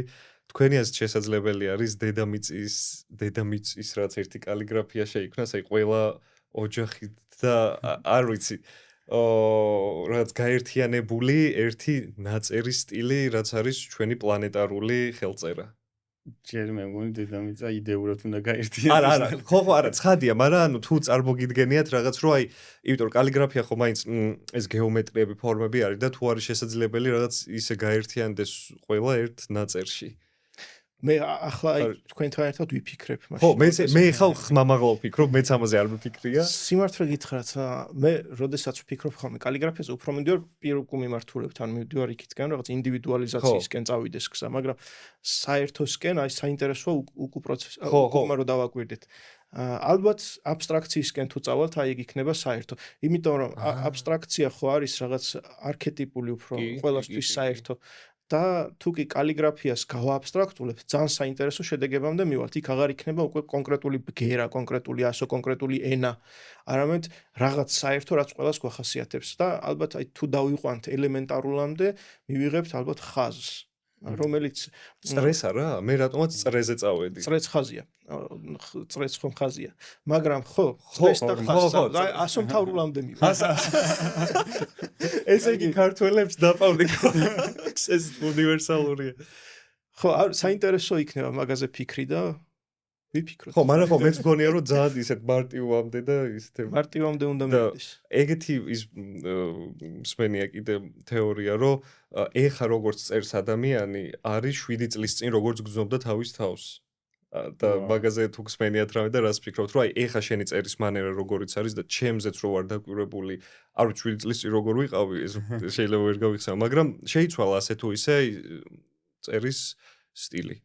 და თუ არ ვიცი, მაგას დაკვირვება არ მქონია ფოტოშოპში. მე უფრო ხედავ, რომ იმ წუთიერობა აისახება ხოლმე, იმ წუთას მაგალითად რა მუსიკას უსმენ, ეგეც კი აისახება იმ წუთას წერის პროცესში გარე სამყარო როგორი არის, შენი დამოკიდებულება როგორი არის ამ ყველაფრის მიმართ და შენი გრძნობები, ამას ვხედავ ხოლმე ნამუშევარში. მაგრამ სხვა რაღაცასაც ვხედავ და ეგ არის ანუ სხვა რაღაცას რომელსაც ვერ ახსენ. შენ ნამუშევარს როდესაც ქმნი, ორი გზით შეიძლება წახვიდე. ერთი არის გეგმაზომიერი გზა, როდესაც რაღაც დახაზვას ხაზავ, ნაშრომს წინასწარ რაღაც იდეა გაქვს წინასწარ, რომელსაც უნდა მიუმსგავსო, ხო, შენი ნამუშევარი და ეს კლასიკური გზა არის, რომელსაც შუა საუკუნეებშიც მისდევდნენ კალიგრაფები. და მეორე გზა უფრო რაც მე მაგალითად უფრო მეტად მიზდევს, არის სპონტანური გზა, რომელშიც შენ წინასწარ არ გაქვს არანაირი გეგმა, სადამდე მიხვალ, შეიძლება რაღაცა მხოლოდ და მხოლოდ წინასწარი მონახაზი გქონ, მაგალითად წრე. მაგრამ წინასწარ არასოდეს არ იცი რა შედეგამდე მიგიყვანს ეს გზა და იწყებ აი სუფთა ფურცლიდან, სიცარიელიდან პირველ წერტილს რომ სვავ, იქიდან მე შენი ხელი თვითონ წაიყვანს. ხო, და ჯაზი გამოდის მუსიკას რო შევადგენ. და რას მოვაყოლე ხა ეს ცოტა ავირი. საბოლოო ჯამში ეს მიგიყვანს რაღაც შედეგამდე, რომელსაც შენც არ ელოდები და აღმოაჩენ რომ შენი ნამუშევარი თვითონ გელაპარაკება რა გაგებით, იცი? ანუ შენი ნაწილი კი აღარ არის ის, არამედ შენგან გამოსული შენი შვილივით არის, რომელიც სარკე. არა, სარკეც არის. მართალია შენც აისახები იქ, მაგრამ მხოლოდ ისე არ უნდა აღიქვა, რომ ეს შენი განხორციელება არის. ხო, ხდები. კი. დამოუკიდებელი არსია რა, რომელიც შეიძლება აქეთ გასწავლიდეს რაღაცა დაინახო იმაში, რაც შენ არასოდეს არ ჩაგივდია მასში. მათ შორის გეგმაზომიერი გზითაც რო წახვიდე, მაშინაც კი დაინახავ, რომ შენს ნამუშევარში შენზე მეტია, რომელიც შენი ხელიდან კი გამოვიდა, მაგრამ შენგან არ გამოსულა. შენ უკან არსებული რაღაც კიდევ არსებობს, რომელიც აქ მოდის. შეიძლება ჩვენც ადამიანებიც ეგეთი შეიძლება გადმოვცემ სწორად, მაგრამ ისეთი ვართ, მაგრამ არა, ხვდები რა სიძახი და ძალიან მაგარი ჩაშლა არის და ეგ მე შეგიძლია ზუსტად მოვარგო იმ პრინციპს, რომ ანუ აქაც თუ ეგრე ხდება და ჩვენ გვაქვს ეს უნარი, ესე იგი ზემოთაც შეიძლება ეგრეც ხდებოდეს და აი ეს ყველაფერი ფორმები და სამყაროც რაღაცა დიდი გონის ერთი დამწერლობა და კალიგრაფიული სტილი შეიძლება იყოს რა, ესეთი ძალიან მრავალსახოვანი. ბიჭო, დასასრულს ვახსენოთ მინდა ასევე ვორქშოპსაც რო ვაკეთებთ ჩვენ სივრცეში, რაზე იქნება ეს ვორქშოპი, როგორი სახის იქნება და ნუ რაც ვილაპარაკეთ ეს ყველაფერი ცხადია რომ ექნებათ ამის გამოცდილების საშუალება, მაგრამ თუ გინდათ კიდე რამის დავატება ამაზე. კი, რაღაცა კალიგრაფიის ვორქშოპი მოიცავს რაღაცა ჯერ გაცნობას მასალებთან, კალმის გამოყენებას, რაღაცა ისტორიასაც რა თქმა უნდა, რადგან ვისაუბრეთ და მერეამ უფრო შეიძლება მეტი აქცენტი კონდეს, ნახევარზე მეტი აქცენტი კონდეს რაღაც მედიტაციურ პროცესს და ამ თერაპიულ ნაწილს, რაც ახსენეთ რომ რაღაც სიტყვას ავირჩევთ, მაღალ ვიბრაციულ, შეიძლება თვითონ ადამიანმა აირჩიოს ეს სიტყვა და იმას დაწერს წრიულად. ამასაც მნიშვნელობა აქვს, რატო წრიულად და ხო, ესე ხო, რა მნიშვნელობა აქვს? საათის ისის მიმართულებით წერ ხოლმე და წრიულად რატო? ანუ რაღაც წერტილიდან იწყებ ხდება ეს რომ ბრუნდები და იგივე წერტილში მიდიხარ რაღაც magic არის მაგრამ არ ვერ ანუ სპირალივით შეიძლება სპირალივით არა აი წრეებს აკეთებ და რა თქმა უნდა მე ეს უფრო პატარა ზომის წრეები შედის შიგნით რა და რაღაც მაგ დროს ხდება რაღაც შენი კონცენტრაცია რაღაც და შენი ენერგია არ იფანტება იკრიბება ერთ წერტილში რა და მაგას აქვს ძალიან დიდი თერაპია ძალიან საინტერესოა და მაგასაც მოიცავს ეს workshop-ი. დავით, ჩემც ხო არ გაქვს რამე ეგეთი სტილი როგორც გიო თქვა ეს წრიული და რაღაც თუ შენი უფრო აი ხაზოვანი არის.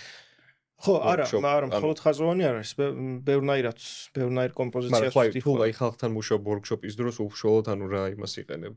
ხალხთან მე ამ შემთხვევაში მე ვიქნები უფრო მეტად კალმის და მელნის მოსინჯვის ხელმძღვანელი ასე ვთქვათ და ყველას ვისაც სურვილი ექნება მივცემთ საშუალებას რომ იპოვოს საკუთარი ხაზი რა თქმა უნდა მაგრამ ტექნიკას გაუზიარებთ თუ როგორ ხდება ეს ყველაფერი ჩვენი workshop-ი იქნება ორ ნაწილად არ სამ ნაწილად გაიყოფა იქნება თეორიაც რომელიც აუცილებელია რომ კალიგრაფმა წინაპირობად იცოდეს შემდეგ შევეჩვევით თანდათანობით კალმის მონასმებს და ვისწავლით ტექნიკას თუ როგორ შეიძლება ჩვენი ხაზი უფრო საინტერესო გავხადოთ ერთი მხრივ და მეორე მხრივ ვიპოვოთ ის ხაზი რომელიც ჩვენ სიტყვას ჩვენ მიერ შერჩეულ სიტყვას ყველაზე უკეთ გამოხატავს და ამის შემდეგ გადავალთ უკვე ყველაზე საინტერესო ნაწილზე რომელსაც გიო უხელმძღვანელებს ეს იქნება მედიტაციული ნაწილი და ბოლოს გაზიარების ვისაც სურვილი იქნება რომ რაღაც შეგრძნებები მოვა აუცილებლად და ეგეც საინტერესოა რეფლექსია ადამიანებს შორის რა ძალიან მაგარია მოკლედ მოუთმენლად ველით და